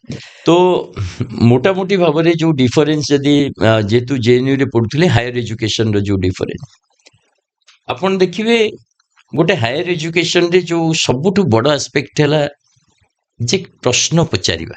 ଆମ ରାଜ୍ୟରେ ପ୍ରଶ୍ନ ପଚାରିବାଟାକୁ ନିରୁତ୍ସାହିତ କରାଯାଏ। ସାର୍ କହୁଛନ୍ତି, ସାର୍ କଣ ଭୁଲ କହିବେ? ଆଜ୍ଞା, ସାର୍ ଯାହା କହୁଛନ୍ତି, ସେଟା ଠିକ୍। ମ୍ୟାଡାମ ଯାହା କହୁଛନ୍ତି, ସିଏ ଯେମିତି ବେଦର ଗାର। ଆଜ୍ଞା, ଆମର ଗୋଟେ କଲଚର ରହିଛି ଗୁରୁଙ୍କୁ ପ୍ରଣାମ କରିବା, ଗୁରୁ ଯାହା କହୁଛନ୍ତି ସବୁ ଗ୍ରହଣ କରିବା। କିନ୍ତୁ ମୁଁ ଭାବୁଛି ଗୁରୁଙ୍କ ପ୍ରତି ସମ୍ମାନ କମିଯାଏନି ଗୁରୁଙ୍କୁ ପ୍ରଶ୍ନ କଲେ, ବା କୌଣସି ବିଷୟ ମୁଁ ଯଦି ବୁଝିପାରୁନି, ତାର ଯଦି ନୂଆ ଆଙ୍ଗଲ ଅଛି। ତ ଜେଏନୟୁ ସେ ଜିନିଷଟା ଗୋଟେ ଶିଖେଇଛି ଯେ ଆପଣ ଯଦି କୌଣସି ଦିଗରୁ ସହମତ ନୁହନ୍ତି, ତାହେଲେ ନିଜ ଅସହମତି ପ୍ରକାଶ କରନ୍ତୁ, ଚୁପ୍ ରୁହନ୍ତୁ ନାହିଁ। ଯୋଉଟା ଆମ ରାଜ୍ୟରେ ଗୋଟେ କଲଚରାଲି ଆମକୁ ଶିକ୍ଷା ଦିଆଯାଇଛି ଯେ ଯଦି ଅସହମତ ଅଛି ଚୁପ୍ ରୁହ। ଆଜ୍ଞା, କିନ୍ତୁ ମୁଁ ଭାବୁଛି ଜେଏନୟୁର ଯୋଉଟା ସବୁଠୁ ବଡ ଲର୍ଣ୍ଣିଂ, ଜେଏନୟୁ ପିଲାମାନଙ୍କୁ ଯୋଉଟା ଶିଖାଏ ପ୍ରଶ୍ନ ପଚାର।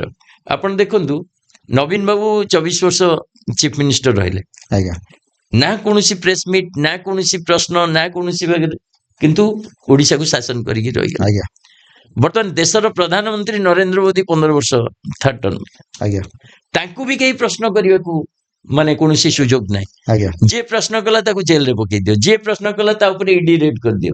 ଆଜ୍ଞା, ଆରେ ଭାଇ, ଏଇଟା କେମିତି ଦେଶ ଚାଲିବ? କେମିତି ରାଜ୍ୟ ଚାଲିବ? କେମିତି ରାଜ୍ୟର ମୁଖ୍ୟ, ଦେଶର ମୁଖ୍ୟ ଯଦି ତାଙ୍କୁ ତମେ ପ୍ରଶ୍ନ କରିପାରିବନି, ଖୋଲାରେ ଯଦି ସେମାନେ ଆସିବେନି, ତାଙ୍କ ଟିମ୍ ସହିତ ବି ଆସନ୍ତୁ, ଲୋକଙ୍କ ପ୍ରଶ୍ନର ଜବାବ ଦିଅନ୍ତୁ।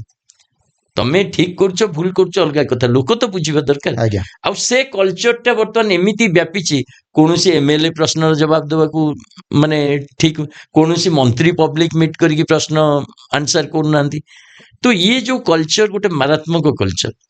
ସେଥିପାଇଁ ଆପଣ ଦେଖନ୍ତୁ, ଯେତେ ୱେଷ୍ଟର୍ଣ୍ଣ କଣ୍ଟ୍ରିଜ, ଅନ୍ୟ କଣ୍ଟ୍ରିଜରେ ଯେହେତୁ ଏ କଲଚର ଅଛି କ୍ୱେଶ୍ଚିନିଂ, ସେଠି ଅଧିକ ଇନଭେନସନ, ଅଧିକ ଇନୋଭେସନ୍ସ, ଅଧିକ ରିସର୍ଚ୍ଚ ଆଣ୍ଡ ପ୍ରୋଗ୍ରେସ ବି ଆସୁଛି। ଆମ କଣ୍ଟ୍ରିରେ ରିସର୍ଚ୍ଚ ଆଣ୍ଡ ଡେଭଲପମେଣ୍ଟରେ ଆମେ ବହୁତ ପଛରେ, ଯଦିଓ ମାନେ ତା ଉପରେ ବି କାଉଣ୍ଟର ହବ ଯେ ଦେଶଦ୍ରୋହୀ, ଆମ ଦେଶକୁ ପଛକୁ କହୁଛେ, but this is not the we. ଆମକୁ କ୍ୱେଶ୍ଚିନ୍ କରିବାକୁ ପଡିବ। ମୁଁ ଦେଖିଛି ଅନେକ ଜାଗାରେ, ମୁଁ ଥରେ ମାନେ ଆମ ବିଶ୍ୱାସ ଅଲଗା ଅଲଗା ହେଇପାରେ, କିଏ କୋଉ ଧର୍ମର ହେଇପାରେ, କିଏ ବିଶ୍ୱାସ କରିପାରେ, କିଏ ନ କରିପାରେ, କିନ୍ତୁ ତମେ ଯଦି କୌଣସି ରିଲିଜିୟସ୍ ମ୍ୟାଟରରେ ଗୋଟେ ପ୍ରଶ୍ନ କରିଦେଲ, ତାହେଲେ ତମ ବିରୁଦ୍ଧରେ କ୍ୟାମ୍ପେନିଂ ଆରମ୍ଭ ହେଇଯିବ। ଆରେ ଭାଇ, ମୁଁ ବିଲିଭ୍ କରୁଛି, ମୁଁ ଜଣେ ଧାର୍ମିକ ଲୋକ, ମତେ ଜଣେ ପ୍ରଶ୍ନ କଲେ ମୁଁ ଖୁସି ହେବି, ମୁଁ ତାକୁ ବୁଝେଇ ପାରିବି, ଯଦି ନହେଲେ ରିପୋର୍ଟ କରିବି, ମୁଁ କିନ୍ତୁ କାଉଣ୍ଟର କାହିଁକି କରିବି? ଗଣତନ୍ତ୍ରରେ ଯଦି ମାନେ ଆପଣଙ୍କର ଡିବେଟ୍ ରହିବନି, ଡିସ୍କସନ୍ସ ରହିବନି, କ୍ୱେଶ୍ଚିନିଂ ରହିବନି, ତାହେଲେ ତ ଆପଣ ସେମିତି ଅଟୋକ୍ରାସିକୁ ପଳେଇବେ। ତ ମୁଁ ଭାବୁଛି ଜବାହରଲାଲ ନେହେରୁ ୟୁନିଭର୍ସିଟି ଦେଶର ବୋଧେ ଗୋଟିଏ ପ୍ରମୁଖ ୟୁନିଭର୍ସିଟି, ମୁଁ ଜାଣିନି ଅନ୍ୟ କୋଉଠି କଲଚର ଅଛି, କିନ୍ତୁ ସେଠି ଫାର୍ଷ୍ଟ କ୍ଲାସରୁ ଟିଚର ତମକୁ କହିବେ ପ୍ରଶ୍ନ ପଚାରିବା ହେଲା ଫଣ୍ଡାମେଣ୍ଟାଲ।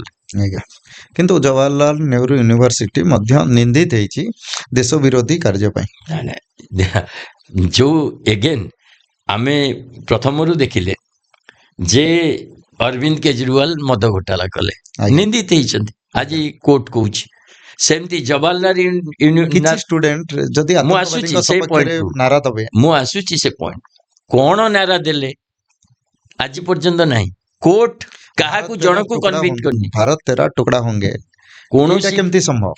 କୋର୍ଟରେ ଯୋଉ ପ୍ରମାଣ ରଖାଯାଇଛି ସେଥିରେ କୁହାଯାଇଛି ସେ ଡକ୍ଟର। କୋର୍ଟରେ କୋର୍ଟ କହିନି, କାହାକୁ କନଭିକ୍ଟ କରିନି। ଆପଣ ଯଦି ନ୍ୟାୟାଳୟ, ଭାରତ ଶୁଣିଲା, ଭାରତ ଆଜିର ଯୋଉ ଟେକ୍ନୋଲୋଜି ଯୁଗରେ କିଏ କଣ ଶୁଣୁଛି ଛାଡି ଦିଅନ୍ତୁ, କିନ୍ତୁ ଭାରତବର୍ଷର ନ୍ୟାୟାଳୟ ଯୋଉ ଦିନ କହିଦବ ଯେ, ନ୍ୟାୟାଳୟ କଥା ଛାଡ଼ନ୍ତୁ, ଆପଣ ଏବେ ମତେ କୁହନ୍ତୁ, ଆପଣଙ୍କର ସେଠି ଯୋଉ ଦୀର୍ଘ ଦିନର ଅଭିଜ୍ଞତା ଥିଲା, ଆପଣ ଭାରତ ବିରୋଧୀ ଷଡ଼ଯନ୍ତ୍ର ନେଭର ଜେଏନ୍ୟୁ ର କୌଣସି ପିଲା ଜେଏନ୍ୟୁ ର କୌଣସି ପିଲା କେବେ ଦେଶ ବିରୋଧୀ ହେଇପାରିବ ନାହିଁ, କାରଣ ସେ ଯୋଉ କଲଚର, ସେ କଲଚର ଦେଶକୁ ଭଲ ପାଇବା କଲଚର, ଦେଶକୁ ତାହେଲେ ଆଗକୁ ଏଇଟା ନବାର କଣ କଲଚର। ପ୍ରୋପାଗାଣ୍ଡା? ନିଶ୍ଚିତ ଭାବରେ ପ୍ରୋପାଗାଣ୍ଡା। ଆପଣ ଦେଖନ୍ତୁ ଆଜିର ଦିନରେ ସେଇ ଜେଏନ୍ୟୁ ରୁ ଦେଶର ଅର୍ଥମନ୍ତ୍ରୀ, ସେଇ ଜେଏନ୍ୟୁ ରୁ ଦେଶର ବିଦେଶ ମନ୍ତ୍ରୀ, ସେଇ ଜେଏନ୍ୟୁ ରୁ ଆଜି ବୋଧେ ଦେଶର ଯଦି ବ୍ୟୁରୋକ୍ରାଟ୍ସ ମାନଙ୍କୁ ଦେଖିବେ 50% ବ୍ୟୁରୋକ୍ରାଟ୍ସ ଜେଏନ୍ୟୁ ପ୍ରଡକ୍ଟ ବାହାରିବେ। ଓଡ଼ିଶାର ବ୍ୟୁରୋକ୍ରାଟ୍ସ ମାନଙ୍କୁ ଦେଖିଲେ ସେଥିରୁ ଅଧା ଜେଏନ୍ୟୁ ପ୍ରଡକ୍ଟ ବାହାରିବେ। ତ ଯୋଉ ଜେଏନ୍ୟୁ ଦେଶର ବ୍ୟୁରୋକ୍ରାସି ତିଆରି କରୁଛି, ଦେଶର ସାମ୍ବାଦିକ ତିଆରି କରୁଛି, ଦେଶର ମାନେ ଲିଡର୍ସ ତିଆରି କରୁଛି, ତାକୁ ଆପଣ ଯଦି କହିବେ ଇଏ ଗୋଟେ ୟୁନିଭର୍ସିଟି, କାରଣ ଜେଏନ୍ୟୁ ପ୍ରଶ୍ନ କରେ, ଆଜ୍ଞା ଜେଏନ୍ୟୁ ବିନା ପ୍ରଶ୍ନରେ କିଛି ଗ୍ରହଣ କରିବନି। ଆଜ୍ଞା ଆଉ ସେଇ କଲଚରକୁ ଯଦି ଆପଣ ମାନେ ବିରୋଧ କରୁଛନ୍ତି, ଯିଏ ବି କହିବ ଦେଶ ବିରୋଧୀ, ମୁଁ ଭାବୁଛି ଇଏ କମ୍ପ୍ଲିଟଲି ଗୋଟେ ପ୍ରୋପାଗାଣ୍ଡା। ଏବେ ଆପଣ ଓଡ଼ିଶାର ଦାୟିତ୍ୱ, ଦୀର୍ଘ ଦିନର ଦାୟିତ୍ୱ, ଓଡ଼ିଶା ରାଜନୀତିରେ ମଧ୍ୟ ଏକ ବିରାଟ ପରିବର୍ତ୍ତନ ଆସିଲା। 24 ବର୍ଷର ଦୀର୍ଘ ଶାସନର ଅନ୍ତ ହେଲା। ଭାରତୀୟ ଜନତା ପାର୍ଟି ଏବେ ଶାସନରେ, ଆଉ ଲୋକଙ୍କ ସରକାର କହୁଛି, ଲୋକମାନଙ୍କର କେତେ କାମ କରୁଛି ତାର ରିପୋର୍ଟ କାର୍ଡ ତ ଆପଣ ଭଲ ଭାବରେ ଦେଇପାରିବେ, କାରଣ ଆପଣ ବିରୋଧୀ ସ୍ଥାନରେ ଅଛନ୍ତି। ପ୍ରକୃତରେ ଯୋଉ 24 ବର୍ଷର ଶାସନ ଆଉ 3 ବର୍ଷର ଭାରତୀୟ ଜନତା ପାର୍ଟିର ଶାସନ, ଆପଣ ଏହାକୁ କିଭଳି ଦେଖନ୍ତି? ଭାରତୀୟ ଜନତା ପାର୍ଟିର ଯୋଉ ଶାସନ ଆଉ ନବୀନ ବାବୁଙ୍କର ଯୋଉ 24 ବର୍ଷର ଶାସନ, ତା ଭିତରେ ଆପଣ ଯଦି ଟିକେ ଦେଖିବେ ତାହେଲେ ଆପଣ କୌଣସି ପ୍ରକାର ଡିଫରେନ୍ସ ପାଇବେନି, ନଟ୍ ଏ ସିଙ୍ଗଲ ଡିଫରେନ୍ସ।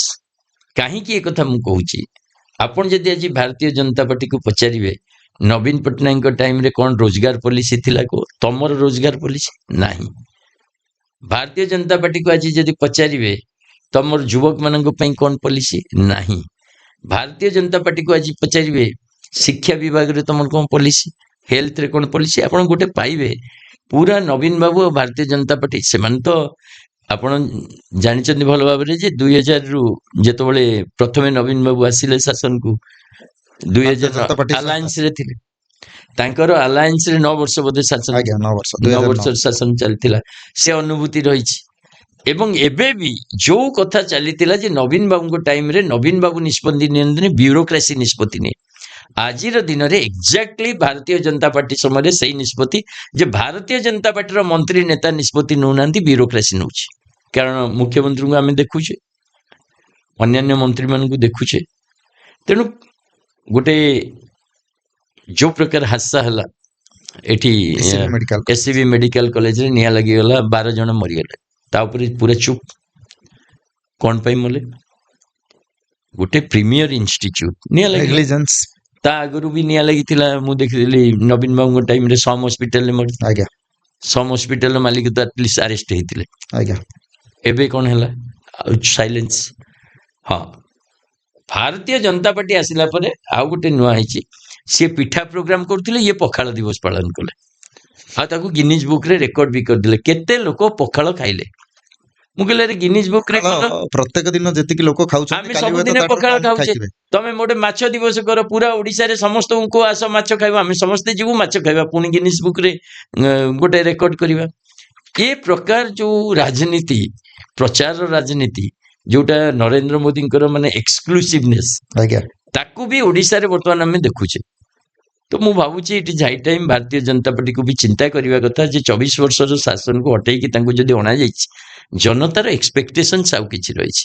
ତେଣୁ ସେ ଏକ୍ସପେକ୍ଟେସନ୍ସକୁ ମିଟ୍ କରିବା କଥା, ନଚେତ୍ ଭାରତୀୟ ଜନତା ପାର୍ଟିକୁ ବି ଲୋକମାନେ କହିବେ ତମେ ଟିକେ ବିରତ ରୁହ, ନୂଆ ଅପସନ୍ସ ଦେଖିବେ। ଆପଣ ଯୋଉ ଦୀର୍ଘ ଦିନ ଧରି ଆମ୍ ଆଦମୀ ପାର୍ଟିର ନେତୃତ୍ୱ ନେଇଛନ୍ତି, ଆମ୍ ଆଦମୀ ପାର୍ଟିକୁ ଶକ୍ତିଶାଳୀ କରିବା ପାଇଁ ଓଡ଼ିଶାରେ ଆପଣ ମଧ୍ୟ ରଣନୀତି ପ୍ରସ୍ତୁତ କରୁଥିବେ। ଆପଣଙ୍କର କ'ଣ ଟାର୍ଗେଟ ରହିଛି, କେତେ ସୁଦ୍ଧା ଓଡ଼ିଶାରେ ନିଜର ସ୍ଥିତିକୁ ଜାହିର କରିବେ? ଗୋଟେ ହେଲା ପାର୍ଟିର ଓଭରାଲ ଷ୍ଟ୍ରାଟେଜି, ତାପରେ ରାଜ୍ୟର ଷ୍ଟ୍ରାଟେଜି। ତ ଆମ୍ ଆଦମୀ ପାର୍ଟିର ଯୋଉ ଓଭରାଲ ଷ୍ଟ୍ରାଟେଜି, ଯେହେତୁ ଆମ ରିସୋର୍ସ ବହୁତ କମ୍, ଆମର ପାର୍ଟିକୁ ସମୟ ବି କମ୍ ହେଇଛି, ତେଣୁ ଓଭରାଲ ଷ୍ଟ୍ରାଟେଜିରେ ଆପଣ ଦେଖିବେ କିଛି କିଛି ରାଜ୍ୟ ଯୋଉଠି ଟିକେ ଫୋକସ୍ କରିହେବ, ପଲିଟିକାଲ ସିଚୁଏସନ ବି କଣ୍ଡିସି, ସେଇ ପ୍ରକାର ପାର୍ଟି ପୁରା ଫୋକସ୍ କରୁଛି ଆଉ ତାକୁ ଆଗକୁ ନେଉଛି। ଓଡ଼ିଶାରେ ଯେହେତୁ ନବୀନ ବାବୁଙ୍କ ସରକାର ଗୋଟେ 24 ବର୍ଷ ଥିଲା, ଆଉ ମାନେ ରିଜିଓନାଲ ପାର୍ଟି ଥିଲା, ଆଉ ଆମର ଆମ୍ ଆଦମୀ ପାର୍ଟିର ଯୋଉ ଗୋଟେ ବି ଲମ୍ବା ଷ୍ଟ୍ରାଟେଜି ଯେ ବିଭିନ୍ନ ଜାଗାରେ ରିଜିଓନାଲ ପାର୍ଟିଜକୁ ଆଟଲିଷ୍ଟ टिके डिस्टर्ब न करी नेशनली जो निज क्षेत्र को प्रसार करवा से सिचुएशन ओवर तेणु ओडिशा रे वर्तमान आम आदमी पार्टी पई गोटे भल समय कहीं ना जो प्रकार भाव नवीन बाबू पार्टी गला एवं कांग्रेस आउ बीजेडी मिलित भाव जो प्रकार पराजय हेले जो प्रकार दल बदल है लोक देखुं या भारतीय जनता पार्टी को टक्कर दवाई जो राजनीतिर आवश्यकता लोक रियलाइज कर क्षेत्र में मुझे भावुँ बर्तमान राइट टाइम आम आदमी पार्टी साधारण लोक जो राजनीति तो अरविंद केजरीवाल एवं शीर्ष नेतृत्व भी ताकू देखुं विचार कर बहुत जल्दी ओडिशा को गोटे फोकस यूनिट हिसाब में नौचे तो केन्द्र रो जो नीति से तो पर कथा वर्तमान आम आदमी पार्टी ओडिशा रे आगामी पंचायत और म्युनिसिपालिटी निर्वाचन आम माने आमर जो क्षेत्र प्रस्तुत कर निहाती भाव में पंचायत और म्युनिसिपालिटी निर्वाचन रे किसी भल रिजल्ट करी बोली आशा रखिछु। आपण जेतेबेले आम आदमी पार्टी दायित्व नेले आपण एकमात्र व्यक्ति थिबे ओडिशार आ जे कि फाउंडर मेंबर हेबा कारणरू ओडिशार प्रथम मेंबर सक्रिय मेंबर आम आदमी पार्टी दीर्घ दिन यात्रा पर एबे आपनक सहित केते साथी जोड़ी हेलानी विभिन्न जगह रे संख्या दृष्टि जदि देखिबा एक रु केते ओडिशा रे सक्रिय साथी जदि मु कहबी मु जो माने डेली काम करचंती ताले 1200 सेमतिका साथी अछंती सपोर्टर्स नहीं रेजिस्टर्ड मेंबर्स देखिए बोले प्राय 1.5 लाख मेंबर्स अछंती सपोर्टर्स तो डिपेंड करे केमती माहौल तैयारी होची लोक केमती आछंती पंचायत और म्युनिसिपालिटी निर्वाचन रो किछि जणा पड़िबो ये को किंतु मोटामोटी भाव में सांगठनिक दिगरु जो प्रकार डेवलपमेंट होबा कथा हेई पारनी तार अनेक कारण अछि किंतु वर्तमान रो जो राजनीतिक परिस्थिति सेथिरे द्रुत गति रे पार्टी रो संगठन भी आगे बढ़ुछि प्रत्येक दिन किछि किछि लोक वर्तमान जोग दउचंती कारण लोक मान को भितर गोटे नुआ उत्साह भी आसीछि एवं न्यायालय जो प्रकार क्लीन चिट देला पूरा कंप्लीट माने क्लीन चिट तो सेथिरे भी अनेक लोक आश्वस्त होइछंती जे नहीं ये पार्टी रो जो मूल विचार थिला दुर्नीति भ्रष्टाचार विरुद्ध लड़िया पई सेटा इंटैक्ट रहिछि एवं जो कथा हम कहूतलु लोकन को जेटा भारतीय जनता पार्टी रो गोटे साजिश ताकू भी लोक ग्रहण करछंती तो मते लागुछि वर्तमान ही राइट टाइम एंड आमे ए टाइम रे बहुत आगो को बढ़िबु लोकंकर ग्रहणीयता भी बढ़िछि। आज्ञा एबे पूरा देश रे आ विशेष करी ओडिशा रे मदर प्रचार प्रसार बढ़िछि दल मध्य मद कारणरू मंत्री को जेल जीवा को पड़िथिला आपण कोन मदर सपक्ष रे ना मदर विपक्ष रे ये प्रश्न आमर ओडिशा रे गोटे मद संपूर्ण हटेइबा पई भी आंदोलन किछि चलीछि विभिन्न राज्य चलछि इंटरेस्टिंगली बर्तमान भारत वर्ष रे दीटा राज्य रे मद संपूर्ण ब्यान गोटे ला गुजरात बिहार आ गोटे ला बिहार आ सबुठ आश्चर्यजनक कथा होछि गुजरात आ बिहार रे मद बर्तमान भारत वर्ष रे सबुठ अधिक बिक्री होछि प्राय बिहार रे पैरेलल इकोनॉमी रे 10,000 कोटी टंकार मद व्यापार चलछि मद बैन करदेले मद बंद हो ए कल्पना जो मैंने करुँच बिहार आ गुजरात को देखला पर से सहमत नुह तेणु मद को न पीवा मदर प्रोत्साहन दबा भी उचित नुहे कारण गुड गवर्नेंस रे से गोटे बाधक नहीं निश्चित भाव में जोटी मद व्यापक भाव में प्रचार प्रसार निशा केवल मद तो नुह मादक द्रव्य निशा ये स्वास्थ्य क्षतिकारक लॉ एंड ऑर्डर पई क्षतिकारक राज्यर बजेट रो बहुत गोटे बड़ अंश को मीट करबा पई जाए तेणु स्वागत योग्य बंद कर दवा आज्ञा पूरा देश रे बैन कर दवा कथा आज्ञा किंतु पूरा देश रे आपण मद बैन कले गोटे कथा सियोर जे रेवेन्यू गला आज्ञा किंतु सेकंड कथाटा सियोर कि जे मद आउ रहिबनी आज्ञा गुजरात आ बिहार रो एक्सपीरियंस रू देखा जाउची तमे मद बैन कले भी सेतिकी मद चलिबो रेदर ता क्वालिटी चेकअप होबनी जेहेतु चोरा रे चलिबो लोक मद पी के आहुरी मरुचंती एवं दुर्नीति गोटे बड़ अंश हो आज्ञा आउ आपण देखिबे मद बैन कला परे जो मन को अरेस्ट करा जाउची सब गरीब लोक आज्ञा कारण ये जो चोरा रे व्यापार हो करिवो की आज्ञा ए बस्ती वाला अशिक्षित युवक बिहार रे बहुत सख्त कानून हैला मद को तापर जिते लोक अरेस्ट होती मुझे तार गोटे स्टडी देखुली दलित अनएम्प्लॉयड यूथ महिला गरीब तेणु ये गोटे डबल तांको ऊपर प्रॉब्लम मु भावुची या ऊपर ଅଧ୍ୟୟନର ଆବଶ୍ୟକତା ରହିଛି। ସେମିତି ଗୋଟେ ଖାଲି ମୁଁ ମଦ ବିରୋଧୀ କି ସପୋର୍ଟର ନୁହଁ, ମଦକୁ କଣ୍ଟ୍ରୋଲ କରିବା, ନିଶାକୁ କଣ୍ଟ୍ରୋଲ କରିବାର ପ୍ରତ୍ୟେକ ରାଜ୍ୟ ସରକାରଙ୍କର ସେଟା ଗୋଟେ ଦାୟିତ୍ୱ। ଯେମିତି ପଞ୍ଜାବରେ ଆମେ ଡ୍ରଗ୍ସ ଡ୍ରଗ୍ସ ବିରୁଦ୍ଧରେ ଲଢ଼େଇ ଲଢୁଛୁ, ଅତି କଠୋର ଆଇନ ଆଣିଛୁ, ଡ୍ରଗ୍ସ ବେପାରୀଙ୍କୁ ଆରେଷ୍ଟ କରୁଛୁ, ଡ୍ରଗ୍ସ ୟୁଜରଙ୍କୁ ରିହାବିଲିଟେଟ୍ କରୁଛୁ। ସେ ଗୋଟେ ଲମ୍ବା ପ୍ରୋସେସ। ତ ଗୋଟିଏ କଲମରେ ଖାଲି ମଦ ବ୍ୟାନ୍ କରିଦେଲେ ମଦ ସମସ୍ୟାର ସମାଧାନ ହବନି। ୟା ପାଇଁ ଯୋଉ ଗୋଟେ ଚେତନା ଜାଗ୍ରତ କରିବା, ଯୋଉ ନାଇଁ ଜନ ଆନ୍ଦୋଳନ। ବ୍ୟାନ୍ ବି ମାନେ ଆପଣ ଦେଖନ୍ତୁ ପାର୍ସିଆଲ ବ୍ୟାନ୍, ଯେମିତି ମଦ ପ୍ରତି ପଞ୍ଚାୟତରେ ଆପଣ ଦୋକାନ ଖୋଲୁଛନ୍ତି, ଆଜ୍ଞା, ତାକୁ ତ ରୋକାଯାଇ ପାରିବ, ନିହାତି ନମ୍ବର ସୀମିତ କରାଯାଇ ପାରିବ, ଏବଂ ବିହେଭିୟରାଲ ଚେଞ୍ଜ ପାଇଁ କ୍ୟାମ୍ପେନ୍ କରାଯାଇ ପାରିବ। ତାକୁ ଗ୍ଲୋରିଫାଏ କରିବାର ନାହିଁ, ତାକୁ ନିହାତି ଭାବରେ ରାଷ୍ଟ୍ରର କର୍ତ୍ତବ୍ୟ କେମିତି ଲିମିଟେଡ୍ କରିବ, କିନ୍ତୁ ବନ୍ଦ କରିଦେଲେ ସେଟା ସଲ୍ୟୁସନ କି, ୟା ଉପରେ ମୁଁ ଭାବୁଛି ଆହୁରି ବ୍ୟାପକ ବିଚାର ବିମର୍ଶ ପରେ ହିଁ ନିଷ୍ପତ୍ତି ନିଆଯିବ। ଆପଣଙ୍କର ଯୋଉ ଦୀର୍ଘ ଅନୁଭୂତି, ଆପଣଙ୍କ ପିଲା ବେଳରୁ ଆଜି ଭିତରେ ଆପଣ ତାର ଯୋଉ ଗ୍ରାଫକୁ ଦେଖୁଛନ୍ତି, ଏଇ ନିଶାର ଗ୍ରାଫକୁ ବହୁତ ଗୋଟେ ଷ୍ଟ୍ରେଟ୍ ଲାଇନ୍ ଭଳି ବଢି ଚାଲିଛି। ନିଶ୍ଚିତ ଭାବେ କିନ୍ତୁ ସେତେବେଳର ପରିସ୍ଥିତି ଆଉ ଏବେର ପରିସ୍ଥିତିକୁ ଯଦି ଦେଖିବେ, କ୍ରାଇମ ରେଟ୍ ବଢିଛି, ଗଣ୍ଡଗୋଳ, କରପସନ ସବୁ କିଛି ବଢିବାରେ ଲାଗିଛି।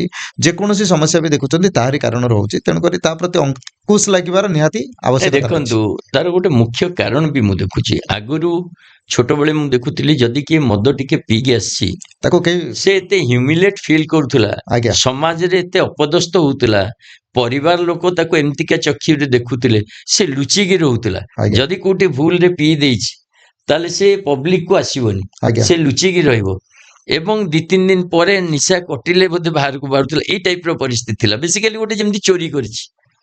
କିନ୍ତୁ ଆଜିର ଦିନରେ ସେଥିରେ ତ ବହୁତ ଚେଞ୍ଜ ହେଇଛି, ଏବଂ ମାନେ ୟଙ୍ଗ ପିଲାମାନେ ଯୋଉପରି ଭାବେ ନିଶାରେ ଆକ୍ରାନ୍ତ ହେଇଛନ୍ତି, ବହୁତ ଜାଗାରେ ଗୋଟେ ଫ୍ୟାସନ ପାଲଟି ଯାଇଛି।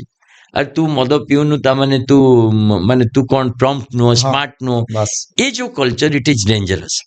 ତାମାନେ ସୋସାଇଟି ଆପଣଙ୍କ ଉପରେ ଯୋଉ ଅଙ୍କୁଶ ରଖିଥିଲା, ଯୋଉ ଗୋଟେ କଲଚରାଲ ମୋରାଲ ଭ୍ୟାଲ୍ୟୁ ସିଷ୍ଟମ ଥିଲା, ସିଏ ଡିଗ୍ରେଡ୍ ହେଉଛି। ତେଣୁ ସେ ଦିଗରୁ ବହୁତ କିଛି କାମ କରିବାର ଅଛି।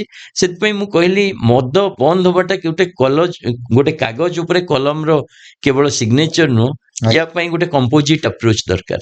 ଆଜ୍ଞା। ଆପଣଙ୍କର ସର୍ବଭାରତୀୟ କନଭେନର ଅରବିନ୍ଦ କେଜରିୱାଲ କିଛି ଦିନ ପୂର୍ବରୁ ଜେଲରୁ ମଧ୍ୟ ଆସିଲେ। ଆପଣ କେତେ ଫ୍ରିକ୍ୱେଣ୍ଟଲି ତାଙ୍କ ସହିତ କଥା ହୁଅନ୍ତି? ନା, ମୁଁ ଯେହେତୁ ତାଙ୍କ ସହିତ କାମ କରିବା ପ୍ରାୟ 25 ବର୍ଷ ହେଇଗଲାଣି, ତେଣୁ ମୁଁ ଯାଏ, ଦେଖା ହୁଅନ୍ତି, କିନ୍ତୁ ଏଇ ଯୋଉ ଫ୍ରିକ୍ୱେନ୍ସି କମିଯାଇଛି ବହୁତ। ମାନେ କାହିଁକି, ଦିଲ୍ଲୀ ଗଲେ ଦେଖା ହୁଅନ୍ତି, ପ୍ରାୟତଃ ନିହାତି ଭାବରେ ବର୍ଷକୁ 2 ଥର ଦେଖା କରେ, କିନ୍ତୁ ମୋର ଯେତେ ଫ୍ରିକ୍ୱେନ୍ସି ଥିଲା କମିଛି। ନିରନ୍ତରତା ତ ରହିଲେ ହୁଏତ ଆପଣଙ୍କୁ ଆପଣଙ୍କର କାର୍ଯ୍ୟକ୍ଷେତ୍ରରେ ଟିକେ ସହଜ ହବ। ନାଇଁ, ସହଜ ହୁଏ। ମୁଁ ଯେତେବେଳେ ଯାଏ କଥାବାର୍ତ୍ତା କରେ, ଏବଂ ବାର୍ତ୍ତାଳାପ ହୁଏ। କିନ୍ତୁ ଆମ ପାର୍ଟି ଭିତରେ ଯୋଉ ଜିନିଷଟା ଗୋଟେ ମୁଁ ଫିଲ୍ କରୁଛି, ମାନେ ଟୁ ବି, ଯେ ଆମ ପାର୍ଟି ଗୋଟେ ଯୁବା ପାର୍ଟି, ଆଜ୍ଞା, ୟଙ୍ଗ ପିଲାଙ୍କ ପାର୍ଟି। ଆମ ଭିତରେ ଗୋଟେ ଦିଗରେ ଇମ୍ପେସେନ୍ସ ରହିଛି, ଜଲ୍ଦି କିଛି କରିଛୁ, ଅଭିଜ୍ଞତାର ଅଭାବ ରହିଛି, ଏବଂ ଅନ୍ୟପଟେ ସଂଗଠନ ଯୋଉ ପ୍ରକାର ହେଇପାରିବା କଥା, ବହୁତ ଜାଗାରେ ମୁଁ ଭାବୁଛି ସେ ପ୍ରକାର ସଂଗଠନ ବିଲ୍ଡ ଅପ୍ ପ୍ରୋସେସ ଟିକେ ଟାଇମ୍ ଦରକାର କରେ। ଆଜ୍ଞା, ଯେମିତି ଅନ୍ୟାନ୍ୟ ପାର୍ଟିରେ ଗୋଟେ ମୁଖ୍ୟ ନେତୃତ୍ୱକୁ ଛାଡ଼ିଦେଲେ ବି ଅନେକ ମ୍ୟାଚ୍ୟୁର୍ଡ ନେତୃତ୍ୱ, ଆମ ପାର୍ଟିରେ ସେ ସଂଖ୍ୟା ଟିକେ କମ୍। ସେ ଦିଗରୁ ଅରବିନ୍ଦ କେଜରିୱାଲଙ୍କର ଯୋଉ ପ୍ରେରଣା, କାରଣ ତାଙ୍କ ଉପରେ ବହୁତ ବି ଲୋଡ୍ ରହିଯାଉଛି। ଆଜ୍ଞା, ପୁରା ଦେଶର ମୁଁ ଭାବୁଛି ଯେତେ ଅଧିକ ସଂଖ୍ୟାରେ ଲିଡରସିପ୍ ତିଆରି ହେବ, ଯେମିତି ସଞ୍ଜୟ ସିଂ, ମନୀଷ, ଆମର ଭଗବନ୍ତ ସିଂ ମାନ, ଏମିତି ସଂଖ୍ୟା ଟିକେ ବଢୁଛି, ସେ ଧୀରେ ଧୀରେ ସେ ଗ୍ୟାପଟା ଫିଲ୍ଅପ୍ ହେଇଯିବ, ଗୋଟେ ଭଲ ସାଂଗଠନିକ ଢାଞ୍ଚା ହେଇପାରିବ।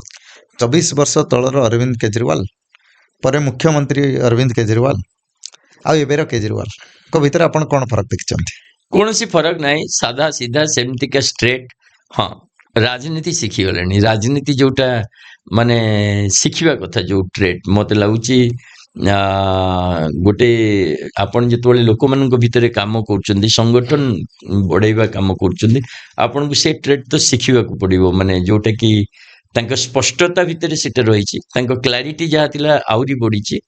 ଆଉ ଏଇ ଯୋଉ ଡିଲ୍ କରିବା ବିଭିନ୍ନ ସିଚୁଏସନ୍ସକୁ, ମୁଁ ଭାବୁଛି ହି ହାଜ୍ ମାଷ୍ଟର୍ଡ ଦି ଆର୍ଟ।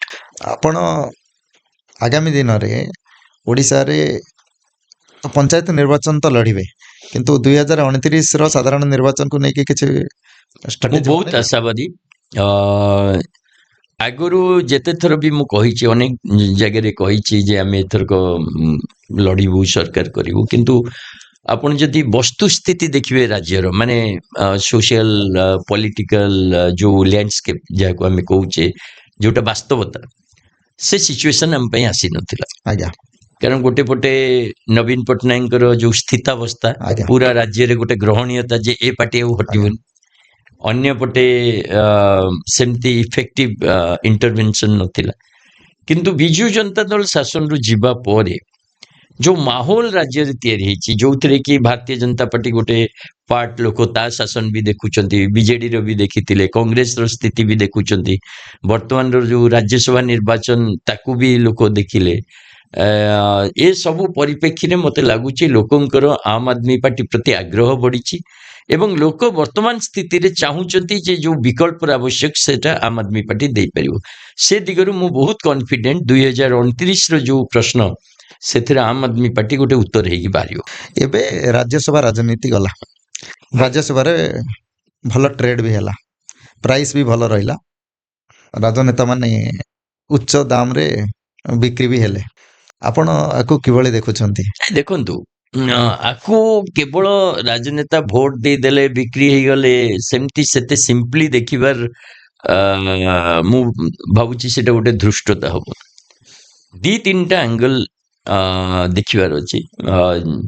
ଯେହେତୁ ମାନେ ଦିଟା ଯାକ ଏଷ୍ଟାବ୍ଲିଶଡ ପାର୍ଟି, ତିନିଟା ଯାକ ଆପଣ ଦେଖନ୍ତୁ କୋଉଠି ନା କୋଉଠି ବିଜେଡି ଭିତରେ ଗୋଟେ ଅସନ୍ତୋଷ ରହିଛି, କର୍ମୀମାନଙ୍କ ଭିତରେ, ନେତୃତ୍ୱ ଭିତରେ ବିଭିନ୍ନ ରୂପରେ ସେଟା ପରିପ୍ରକାଶ ପାଉଛି। ଏବଂ ବିଜୁ ଜନତା ଦଳ ଯୋଉ ପର୍ଯ୍ୟନ୍ତ ସେଟାକୁ ସିଧାସଳଖ ଆଡ୍ରେସ ନ କରିଛି, ତା ନେତୃତ୍ୱ ବସିକି ତାର ସମାଧାନ ନ ବାହାର କରିଛି, ତାହେଲେ ଏ ପ୍ରକାର ଆପଣ ଦେଖିବେ। କାରଣ କେବଳ ପଇସା ଗୋଟେ ଫ୍ୟାକ୍ଟର ନୁହଁ, ବହୁତ ଟାଇମ ପଇସା ସହିତ ପୋଜିସନିଂ ଫ୍ୟାକ୍ଟର କରେ ଯେ ପାର୍ଟି ଭିତର ଅବସ୍ଥା କ'ଣ। ଏଇ ଯୋଉ ଘଟଣା ଘଟିଲା, 6 ଜଣ ବିଧାୟକ ପୁରା ବିଜୁ ଜନତା ଦଳରୁ ମାନେ ବଗାବତ କଲେ, ଗୋଟେ ପ୍ରକାର ପାର୍ଟି କ୍ୟାଣ୍ଡିଡେଟ ବିରୁଦ୍ଧରେ ଭୋଟ ଦେଲେ, ସେ ତ ନିଶ୍ଚିତ ଭାବରେ ସେ ଦଳ ଭିତରେ କୌଣସି ପ୍ରକାର ବଡ ଧରଣର ପ୍ରୋବ୍ଲେମ ଥିବାର ଗୋଟେ ସଂକେତ ଦଉଛି। କାରଣ ଏ ବିଧାୟକ ମାନେ ଏକା ନୁହନ୍ତି, ତାଙ୍କ ସହିତ ବହୁତ ଲିଙ୍କ ଥିବ, ବହୁତ ସୂତ୍ର କାମ କରିଥିବ। ସେମିତି ଆମେ ଦେଖିଲେ କଂଗ୍ରେସ ପାର୍ଟିରୁ କଂଗ୍ରେସ ପାର୍ଟିରୁ ଯୋଉମାନେ ବି ଦେଲେ ଯେ ଖାଲି ପଇସା ଏବଂ ଇଏ, ତା ଅପେକ୍ଷା ମୁଁ ଭାବୁଛି କଂଗ୍ରେସ ପାର୍ଟିର ଯୋଉ ଡାଇନାମିକ୍ସ ପାର୍ଟି ଭିତର, ସିଏ ବି କିଛି କାମ କରିଛି। ତା ସତ୍ତ୍ୱେ ବିକା କିଣା ତ ଭାରତୀୟ ଜନତା ପାର୍ଟି ସେଥିରେ ମାହିର। ଆପଣ ଦେଖନ୍ତୁ ଦିଲ୍ଲୀପ ରାୟଙ୍କୁ କ୍ୟାଣ୍ଡିଡେଟ କଲେ ଏବଂ ଦିଲ୍ଲୀପ ରାୟ ଅତୀତରେ ବି ସେମିତିକା ଜିତିଛନ୍ତି, ତାଙ୍କର ବି ଏକ୍ସପିରିଏନ୍ସ ଅଛି, ପଇସା ପତ୍ର ଗୋଟେ ତାଙ୍କ ପାଇଁ ପ୍ରୋବ୍ଲେମ ନୁହଁ। ଏ ସବୁକୁ ଯଦି ସାମଗ୍ରିକ ଭାବରେ ଦେଖାଯାଏ, ତାହେଲେ ପାର୍ଟିର ଅନ୍ତର୍ଦ୍ୱନ୍ଦ୍ୱ ଆଉ ସଂଗଠନର ସ୍ଥିତି ଏ ସବୁକୁ ରିଫ୍ଲେକ୍ଟ କରୁଛି, କେବଳ ପଇସା ନୁହଁ। କିନ୍ତୁ ଲୋକଙ୍କ ପାଖରେ, ଲୋକଙ୍କ ସାମ୍ନାରେ ଗୋଟେ ଭିନ୍ନ ଏକ ଚିତ୍ର ତିଆରି ହେଲା, ଯେ କି ପୁରା ହଟଚମଟ ହେଲା ଯେ ଗୋଟେ ଏମାନେ ବି କିଣା ଯାଇ ପାରନ୍ତି, ଏମାନଙ୍କର ମନ ବି ପରିବର୍ତ୍ତନ ହେଇଯାଇପାରେ। ମୁଁ ଭାବୁଛି ହଟଚମଟ ହବା କଥା ନୁହେଁ ଯେ ଏମାନେ ବି କିଣା ଯାଇ ପାରନ୍ତି। ବର୍ତ୍ତମାନ ଜନତା ଆଶ୍ଚର୍ଯ୍ୟ ହବ ଯଦି କିଏ କିଣା ନ ଯାଇପାରେ। ଆଜ୍ଞା, ଆଜିର ରାଜନୀତିରେ ଲୋକମାନେ କୁ ଗ୍ରହଣ କରି ଯାଇଛନ୍ତି ନେତା ବିକ୍ରି ଯୋଗ୍ୟ। ଆଜ୍ଞା କିନ୍ତୁ ଯଦି କିଏ ବିକ୍ରି ନହେଲା ତାହେଲେ ସେଟା ନ୍ୟୁଜ ହଉଛି। ଆଜ୍ଞା, ମୁଁ ଦେଖିଲି କମ୍ୟୁନିଷ୍ଟ ଆମର ଲକ୍ଷ୍ମଣ ମୁଣ୍ଡା, ସିଏ ଗୋଟେ ତା ପରଦିନ ବଡ ନ୍ୟୁଜ ହେଲେ ଯେ ଇଏ ବିକ୍ରି ହେଲେ ନାହିଁ। ଆଜ୍ଞା, ତାଙ୍କ ଭଳି ଅନେକ ନେତା। ହଁ, ମୋ କଥା ବିକ୍ରି ନ ହବାଟା ବର୍ତ୍ତମାନ ନ୍ୟୁଜ, ବିକ୍ରି ହବାଟା ନ୍ୟୁଜ ନୁହଁ। ତେଣୁ ଲୋକ ଏଥିରେ ପ୍ରଭାବିତ ନୁହନ୍ତି। ଆଉ ଭାରତୀୟ ଜନତା ପାର୍ଟିର ସରକାର ଆସିଲା ପରେ, ମାନେ ଗତ 15 ବର୍ଷରୁ ଆପଣ ଯଦି ଦେଖିବେ, ଆପଣଙ୍କର ବହୁତ ଡ୍ୟାମେଜ ବି କରିଛି। ମୋଦି ଅମିତ ଶାହାଙ୍କୁ ଯଦି ଦେଖାଯାଏ, ତାହେଲେ ବେପାରଟା ତାଙ୍କର ଇଣ୍ଟେଗ୍ରାଲ ପାର୍ଟ। ଆଉ ଦେଖିବେ ଯୋଉ ରାଜ୍ୟରେ ଜିତିଲେ ନିର୍ବାଚନ ଠିକ, ଯୋଉଠି ହାରିଲେ ବି ସରକାର କରିବାର କ୍ଷମତା ତାଙ୍କର ଅଛି। ଆଜ୍ଞା, ଯେମିତି ଗୋଆରେ ଆପଣଙ୍କର ପୁରା ମହାରାଷ୍ଟ୍ର ଆମେ ଦେଖିଲେ, କର୍ଣ୍ଣାଟକ ଦେଖିଛନ୍ତି, ମଧ୍ୟପ୍ରଦେଶ ଦେଖିଛନ୍ତି, ନର୍ଥ ଇଷ୍ଟ ଦେଖିଛନ୍ତି। ତେଣୁ କିଣା ବିକା ଯୋଉଠି ନୀତି ହେଇଗଲାଣି, ଆଉ ଯୋଉଠି ଭାରତୀୟ ଜନତା ପାର୍ଟି ଖୋଲାଖୋଲି ଭାବେ କହୁଛି ଏଇଟା ଆମ ଚାଣକ୍ୟଙ୍କ ଯୋଗୁଁ ସମ୍ଭବ, ମାନେ ଯଦି କିଣି ପାଇଲ ତାହେଲେ ଚାଣକ୍ୟ ସକ୍ସେସଫୁଲ, ଆଉ ଯଦି ଅପୋଜିସନରେ ସେ ଘଟଣା ଘଟୁଛି, ମୁଁ ଭାବୁଛି या उपरे बेसी डिस्कशन ର ଆବଶ୍ୟକତା ନାହିଁ ରାଜନୀତି ସେ ସ୍ତରକୁ ଯାଇଛି ରାଦର ତମେ କିଣା ହୁଅ କି ବିକ୍ରି ହୁଅ କାମ କଣ କରୁଛ ତମ କାମ ଉପରେ ଡିସ୍କସନ ହବା କଥା ଆଜ୍ଞା ଯୋଉ ବିଧାୟକ ଚାଲିଗଲେ କି ଭୋଟ ଦେଲେ କଣ ଦେଲେ ସେ ବିଧାୟକ ଜନତା ପାଇଁ କଣ କରିଛି ମୁଁ ଭାବୁଛି ତା ଉପରେ ଫୋକସ ହବା କଥା ଏବଂ ଯଦି ସେ ଜନତା ପାଇଁ ତା ଦାୟିତ୍ୱ ନେଇଛି କାମ କରିଛି ତାହେଲେ ସେଇଟା ଗୋଟେ ବଡ ଉପଲବ୍ଧି ଏ ଆଜ୍ଞା କିଣା ବିକା ଯୋଉ ପର୍ଯ୍ୟନ୍ତ ରାଜନୈତିକ ଦଳ ନିଜ ଭିତରେ ଗୋଟେ ସ୍ପେସ୍ କ୍ରିଏଟ ନ କରିବେ ଡିବେଟ ଡିସ୍କସନ ଡିସେଣ୍ଟ ପାଇଁ ମୁଁ ଭାବୁଛି ଗୋଟେ ଚାଲିବ ଆପଣ କଣ ଏ କିଣା ବିକାକୁ ସମର୍ଥନ କରିବେ କି ଆପଣଙ୍କ ଦଳ ଯଦି ସେଇ ସ୍ଥିତିକୁ ଆସେ ଖରିଦ ନାଇଁ, କରିପାରିଲା ଭଳିଆ ସ୍ଥିତିକୁ ଶୁଣନ୍ତୁ ଆସେ ଆଜ୍ଞା ମୋ କହିବା କଥା କିଣା ବିକାକୁ ଆମର ସମର୍ଥନ କରିବା କୌଣସି ରାଜନୈତିକ ଦଳ ସମର୍ଥନ କରେନି କରିବ କାହିଁକି କିଣା ବିକାକୁ କମ୍ପଲସରି ଆମେ କଣ ତିଆରି ହେଇଛୁ କିଣା ବିକା ହବା ପାଇଁ ଆମେ କଣ ଲୋକଙ୍କୁ ଯଦି ନିର୍ବାଚିତ କରିଛନ୍ତି କିଣା ବିକା ହବା ପାଇଁ ତେଣୁ ୟାର ଗ୍ରହଣୀୟତା ମୁଁ ଯେତେବେଳେ କହୁଛି ଲୋକଙ୍କ ଏକ୍ସପେକ୍ଟେସନ ସେତେ କମିଗଲାଣି ନେତାଙ୍କ ଉପରୁ ଯେ କିଏ ବିକ୍ରି ହେଲେ କିଣା ହେଲେ ଲୋକ ଆଉ ମାନେ ତା ଉପରେ ବେଶୀ ୱରିଡ ନୁହନ୍ତି ଆଜ୍ଞା ଲୋକ ୱରିଡ ଲୋକ ତ ଅଲରେଡି ସେ ଚାରିତ୍ରିକ ସ୍ଖଳନ ହେଇଛି ଆଜ୍ଞା ନେତା ମାନ ଲୋକ ଚିନ୍ତା କରୁଛନ୍ତି ଇଏ କାମ କରିବ ନା ନାହିଁ ଆଜ୍ଞା ମୁଁ ଦେଖିଛି ଯେ ମୋ କହିବା କଥା ଆମ୍ ଆଦମୀ ପାର୍ଟି ଗୋଟେ କାମର ରାଜନୀତି କରୁଛି ଅନ୍ୟ ପାର୍ଟିରୁ ଯଦି ଜଣେ ଭଲ କାମ କରୁଥିବା ଲୋକ ଆମ ପାର୍ଟିକୁ ଆସେ ଆମେ ତାକୁ ସ୍ୱାଗତ କରିବୁ ଆଜ୍ଞା ସେ ଅନ୍ୟ ପାର୍ଟିରେ ଥିଲା ତେଣୁ ଆମ ପାର୍ଟିକୁ ନ ଆସୁ ସେ କଥା ଆମେ କହିବୁନି ଆମକୁ କାମ କରିବା ଲୋକ ଦରକାର କାମ ରାଜନୀତି ତା ଭିତରେ ତମେ ଯଦି ସାଂଗଠନିକ ସ୍ପେସ ତମର କ୍ରିଏଟ କଲ ପାର୍ଟି ଭିତରେ ତମର ଯଦି ଭିନ୍ନ ମତ ଅଛି ତା ପାଇଁ ସୁଯୋଗ ମିଳିଲା ତାହେଲେ ମୁଁ ଭାବୁଛି ଯୋଉ କିଣା ବିକା ଏତେ ମାନେ ଚାଲିଛି ତା ଉପରେ ଟିକେ ପ୍ରଭାବ ପଡିବ ଅଙ୍କୁଶ ଲାଗିବ ଆଜ୍ଞା ଏବେ ଭାରତୀୟ ଜନତା ପାର୍ଟିର ଆବିର୍ଭାବ କାରଣରୁ ବିଜୁ ଜନତା ଦଳର ଅନ୍ତର୍କନ୍ଦଳ ଦେଖାଦେଇଛି କଂଗ୍ରେସ ଗୋଟେ ପ୍ରକାର ପୁରା ସ୍କ୍ରିନ୍ରୁ ଆଉଟ୍ ହେବାକୁ ଲାଗିଛି ଏବେ ଆପଣଙ୍କର ମଧ୍ୟ ଆବିର୍ଭାବ ହେଇଛି ଆପଣଙ୍କର ରାଷ୍ଟ୍ରୀୟ ନେତାଙ୍କୁ କ୍ଲିନ୍ ଚିଟ୍ ମିଳିଲା ଆଉ ଏବେ ଗୋଟେ ଦ୍ୱାର ଖୋଲା ଅଛି ଓଡ଼ିଶାରେ ଆପଣଙ୍କର ମଧ୍ୟ ସମ୍ଭାବନା ଅଛି ସେ ନେତାମାନେ ଆପଣଙ୍କୁ କିଛି ସମ୍ପର୍କ କଲେଣି କି ମୁଁ ଭାବୁଛି ଗତ ନିର୍ବାଚନ ପୂର୍ବରୁ ଅନେକ ନେତା ସମ୍ପର୍କ କରିଥିଲେ କାରଣ ସେତେବେଳେ ବି ଗୋଟେ ସ୍କୋପ ଥିଲା ଯୋଉପରି ଭାବେ ଭାରତୀୟ ଜନତା ପାର୍ଟି ଆଉ ବିଜୁ ଜନତା ଦଳର ଆଲାଏନ୍ସ କଥା ଉଠିଲା ଆଜ୍ଞା ସେତେବେଳେ ଆମ ପାର୍ଟି ବହୁତ ସକ୍ରିୟ ହେଇଯାଇଥିଲା କେନ୍ଦ୍ରୀୟ ନେତୃତ୍ୱ ସୌରଭ ଭରଦ୍ୱାଜ ଆସିଥିଲେ ପାଠକ ଆସିଥିଲେ ଏବଂ ସେମାନଙ୍କ ସହିତ ବି ବହୁତ ଅନେକ ଯୋଗାଯୋଗ ହେଇଥିଲା ପ୍ରାୟ 20-22 ପୂର୍ବତନ ବିଧାୟକ ସମସ୍ତେ ଯୋଗାଯୋଗ ଆମେ ବି କରିଥିଲୁ କିନ୍ତୁ ସେ ସୁଯୋଗ ବା ସେ ପରିସ୍ଥିତି ହେଲା ନାହିଁ କାରଣ ବିଜେପି ବିଜେଡିର ଆଲାଏନ୍ସ ହେଲା ନାହିଁ ବର୍ତ୍ତମାନ ଟାଇମରେ ଯୋଉ ଓଡ଼ିଶାରେ ଯୋଉ ନୂଆ ପରିବେଶ ମୁଁ ଭାବୁଛି ଅନେକ ନେତା ଆଗ୍ରହୀ ଅଛନ୍ତି ଯେ ଆମ୍ ଆଦମୀ ପାର୍ଟି ଜଏନ୍ କରିବା ପାଇଁ ଆଗକୁ ଯିବା ପାଇଁ କିନ୍ତୁ ଅନେକ ନେତା ଯୋଉମାନେ ଆଗ୍ରହୀ ଅଛନ୍ତି ତାଙ୍କର ଗୋଟେ ପ୍ରଶ୍ନ ଯେ ପାର୍ଟି ଓଡ଼ିଶାକୁ ଫୋକସ କରିବ ବର୍ତ୍ତମାନ ନା ଡେରି ଅଛି ଆମେ ଅପେକ୍ଷା କରୁଛୁ ଏ ସନ୍ଦେଶ ଏ ମେସେଜ ଆସ ଆଜ୍ଞା ଆପଣ ତ ମୁଖ୍ୟ କାରଣ ଓଡ଼ିଶାର କନଭେନର ହିସାବରେ ଆପଣଙ୍କ ପାଖକୁ ହିଁ ଆସିବେ ନିହାତି ଗୋଟେ କଥାବାର୍ତ୍ତା ବି ଚାଲୁଥିବ ନାଇଁ ବର୍ତ୍ତମାନ ଟାଇମରେ ଯେତେ କଥାବାର୍ତ୍ତା ଚାଲିଥିଲା ବର୍ତ୍ତମାନ ଟିକେ କମ ଅଛି କାହିଁକି ତାର କାରଣ ହେଲା ଏଇ ଯୋଉ ଡାଇନାମିକ୍ସ ଆଜ୍ଞା ସେଥିରେ ଟିକେ ଲୋକ ସବୁ ପ୍ରତୀକ୍ଷା କରିଛନ୍ତି ଆଜ୍ଞା କୁଆଡକୁ ଯିବେ ଲୋକଙ୍କର ଆଗ୍ରହ ଅଛି ନେତାମାନଙ୍କର ଆଗ୍ରହ ଅଛି ମତେ ଲାଗୁଛି ଜଷ୍ଟ ପଞ୍ଚାୟତ ମ୍ୟୁନିସିପାଲିଟି ନିର୍ବାଚନ ଗୋଟେ ବହୁତ ବଡ ମାନେ ସିଚୁଏସନ ତିଆରି କରିବ ଆଉ ଯୋଉଥିରେ ଅନେକ ଲୋକ ଆମ୍ ଆଦମୀ ପାର୍ଟିକୁ ଆସିବେ ସବୁ ରାଜନୈତିକ ଦଳମାନଙ୍କର ଗୋଟେ ଗୋଟେ ଆଭିମୁଖ୍ୟ ଥାଏ ଆପଣ ସମାଲୋଚନା କରୁଛନ୍ତି କଡ଼ା ସମାଲୋଚନା କରୁଛନ୍ତି ଭାରତୀୟ ଜନତା ପାର୍ଟିକୁ ଏବଂ ଜାତୀୟ କଂଗ୍ରେସକୁ ଆପଣ ଯଦି ଓଡ଼ିଶାରେ ସରକାରକୁ ଆସିବେ କ'ଣ ଆଖି ଦୃଶିଆ ପରିବର୍ତ୍ତନ କରିବେ ବୋଲି ଆଶା ରଖିଛନ୍ତି ଯାହାଫଳରେ କି ଓଡ଼ିଶାର ଲୋକମାନେ ଆପଣଙ୍କ ପ୍ରତି ଆସ୍ଥାଭାଜନ ହେବେ ଦେଖନ୍ତୁ ଓଡ଼ିଶା ମୁଁ ସଦାବେଳେ କୁହେ ଗୋଟେ ଅତି ସୁନ୍ଦର ରାଜ୍ୟ ଲୋକମାନେ ବହୁତ ଭଲ ପ୍ରକୃତି ଆମକୁ ଅନେକ କିଛି ଦେଇଛି କିନ୍ତୁ ଆପଣ ଯଦି ଦେଖିବେ ଓଡ଼ିଶାରେ ମ୍ୟାନୁଫ୍ୟାକ୍ଚରିଂ ସେକ୍ଟର ଜିରୋ ଆଜ୍ଞା ଆମେ ଚାଷ କଲେ ତାପରେ ତାକୁ ବାହାରେ ବିକିଲେ ଆମେ ଖଣି ଖୋଳିଲେ ତାପରେ ତାକୁ ବାହାରେ ବିକିଲେ ଭ୍ୟାଲ୍ୟୁ ଆଡିସନ କିନ୍ତୁ କୌଣସି ପ୍ରକାର ମ୍ୟାନୁଫ୍ୟାକ୍ଚରିଂ ସେକ୍ଟର ଓଡ଼ିଶାରେ ଯଦି ଆପଣ ଦେଖିବେ ଛୁଞ୍ଚିଟେ ବି ତିଆରି ହଉନି ଆମକୁ ଯଦି ପଚରାଯିବ ଓଡ଼ିଶାରେ କ'ଣ ତିଆରି ହଉଛି ନା ପାମ୍ପଡ଼ ତିଆରି କରୁଛୁ ଆଚାର ତିଆରି କରୁଛୁ ଇଏ ତିଆରି କରୁଛୁ ସିଏ ତିଆରି କରୁଛୁ ଆରେ ଓଡ଼ିଶାରେ ଯଦି ଲୁହା ଉତ୍ପାଦନ ହଉଛି ଓଡ଼ିଶାରେ ଆପଣ ଗୋଟେ ସାଇକେଲ କାହିଁକି ତିଆରି କରିବେନି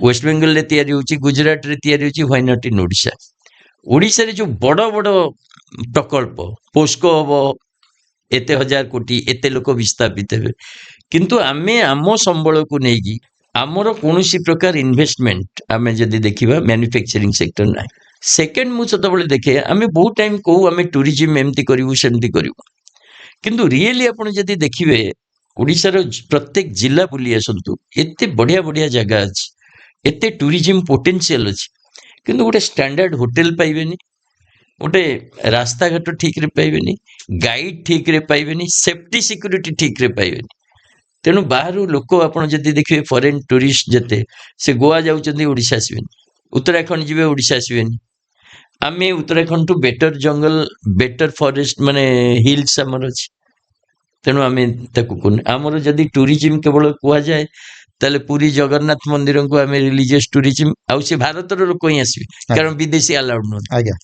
तेणु या पई जो स्ट्रेटजी दरकार माने जो पोटेंशियल अछि टूरिज्म रे अच्छा आपण टूरिज्म को प्रमोशन कले भी आपनकर माइनिंग ऊपर प्रेशर कमियो आज्ञा हमर एंटायर ओडिसा रो विजन वर्तमान माइनिंग बेस्ड केते खणी खोलियो खणी खोलिले जंगल सरीले कटिबो कोन करिबे विस्थापन हबो किंतु तार विकल्प आम चिंता करने आ जो माने कहउचंदी ठीक अछि 40 वर्ष पर खड़ी सहिला पड़े आमे ता विकल्प चिंता करू मो कहे कथा आज टू कोन पई करबेनी तेणु जो जो सेक्टर आपणकर परिवेश रो अनुकूल जो सेक्टर सस्टेनेबल जो थिरे जॉब मिल परिवो जो थिरे एनवायरनमेंट क्लीन रही परिवो से प्रकार स्ट्रेटजी हमको दरकार आमर ओडिशा गोटे एकेडमिक हब हो परिवो आमर गोटे आमे मु बारंबार कहले आमे जेएनयू पढ़िया को जाउछु आमे सेंट्रल यूनिवर्सिटी हैदराबाद पढ़िया को जाउछु आमे अमुक जगह जाउछु किंतु कोनोसी राज्य रो अन्य राज्य रो लोक पढ़िबा पई ओडिशा आसीबे मु देखुची गोटे किट प्राइवेट से विभिन्न जगह किसी आसुचंदी टेक्निकल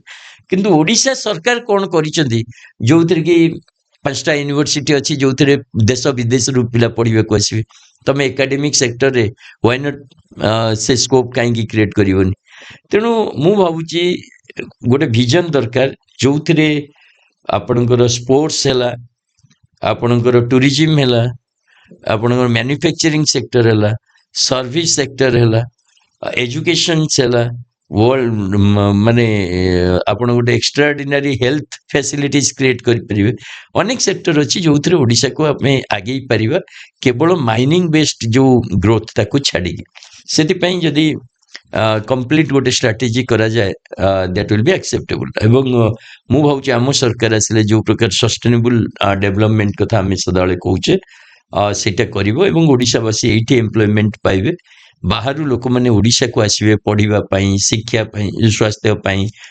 मैन्युफैक्चरिंग यूनिट जदि हला मते लागुची ओडिशा बहुत जल्दी ग्रो करि परिबो आ गोटे कॉम्प्रिहेंसिव ग्रोथ प्लान करा जाय परिबो नुआ नेतृत्व विश्वास करती ना old wine in new bottle मु भाबुची नुआ नेतृत्व की पुराना नेतृत्व अपेक्षा हमको प्रश्न दरकार जे कौन विचार कौन विजन रखिकी तुम आसीच कौनसी गोटे व्यक्ति जदि आसुची लीडरशिप नवा पई बा ता सहित कथबार्ता होची केवल तुम आम पार्टी को आस भोट आसीबो आ आमे एकाठी लड़ीबा सी हुए तो गोटे इलेक्टोरल अरेंजमेंट हो पारे किंतु राजनीति जदि आगु को नबार अछि ताले तमे को विजन पई आसीच तमरो इकोनॉमिक विजन कौन तुम सोशल विजन कौन तुमर ग्रोथ पोटेंशियल तुम कौन भावुच ए सब ऊपर आलोचना हबार समय आसी सेति पई कोनोसी नेतृत्व से ओल्ड हो न्यू हो वर्तमान मु कहूली गोटे प्रश्न पचारिबार परंपरा आरंभ करा जाऊ एवं तांको ताको विजन पचरा जाऊ भाई आपण राजनीति को आछचंदी आपण कहउचंदी आपण गोटे पार्टी करिवे मु देखुतिली माने विभिन्न नुआ दल गठन प्रयास चलछि समस्त प्रश्न पचारिबा कथा आज्ञा एबे किछि दिन बिफोर आमे देखिले ओडिसा रे मध्ये हट चमट हैला कांग्रेस रु मोहम्मद मुकीम जे के पूर्वतन विधायक थिले एवं भारतीय जनता पार्टी रे दीर्घ दिन काम कला परे पुणी विजु जनता दल रे पाद थापितबा विजय महापात्रंकर स्टेटमेंट मध्ये ओडिसा रे चहल सृष्टि कला सबुठी देखा जाउची कोटी ना कोटी नुआ दलर आविर्भाव हो ई जो नुआ दलर आविर्भाव हेले ओडिसा रो स्थिति कोन बो एक्चुअली आपण जदी नुआ दलर आविर्भाव हुए आपणको दल को से जगह रे कोठी रखिबे देखो नुआ दल मोहम्मद मुकीम को कथा कहले ओडिसा जनता कांग्रेस ना कोन करछ आज्ञा तो लोक पचारे भाई कांग्रेस पार्टी जहाँ कम करुला ताठू तुम अलग कौन आज्ञा तमें कांग्रेस रो विचार को ग्रहण कर ना ना आज्ञा ना तुम लीडरशिप दरकार तेणु गोटे पार्टी दरकार आज्ञा हजारे पार्टी हवा पछरे अनेक कहानी अच्छी भाई कोटी ନୂଆ ଲିଡରସିପ ମୁଁ ଅମୁକ ଲିଡର ଅଣ୍ଡରରେ କାମ କରିବିନି, ତେଣୁ ମୋର ଗୋଟେ ପାର୍ଟି ଦରକାର। ଆଜ୍ଞା କିନ୍ତୁ ତମ ବିଚାର ଅଲଗା କି, ତମର ଯୋଜନା କିଛି ଅଲଗା ଅଛି କି, ଆଜ୍ଞା ଲୋକ ସେ ପ୍ରଶ୍ନ ପଚାରିବେ।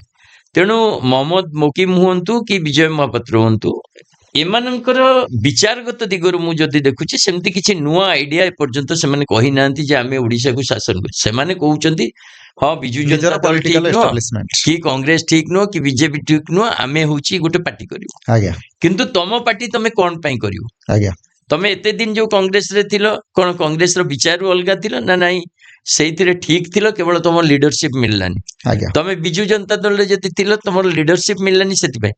ତେଣୁ ଯଦି ନିଜର ନେତୃତ୍ୱ ତିଆରି କରିବା ପାଇଁ ତମେ ରାଜନୈତିକ ଦଳ ତିଆରି କରୁଛ, ତାହେଲେ ଓଡ଼ିଶାର ଜନସାଧାରଣ ହୁଏତ ଗ୍ରହଣ କରିବେନି।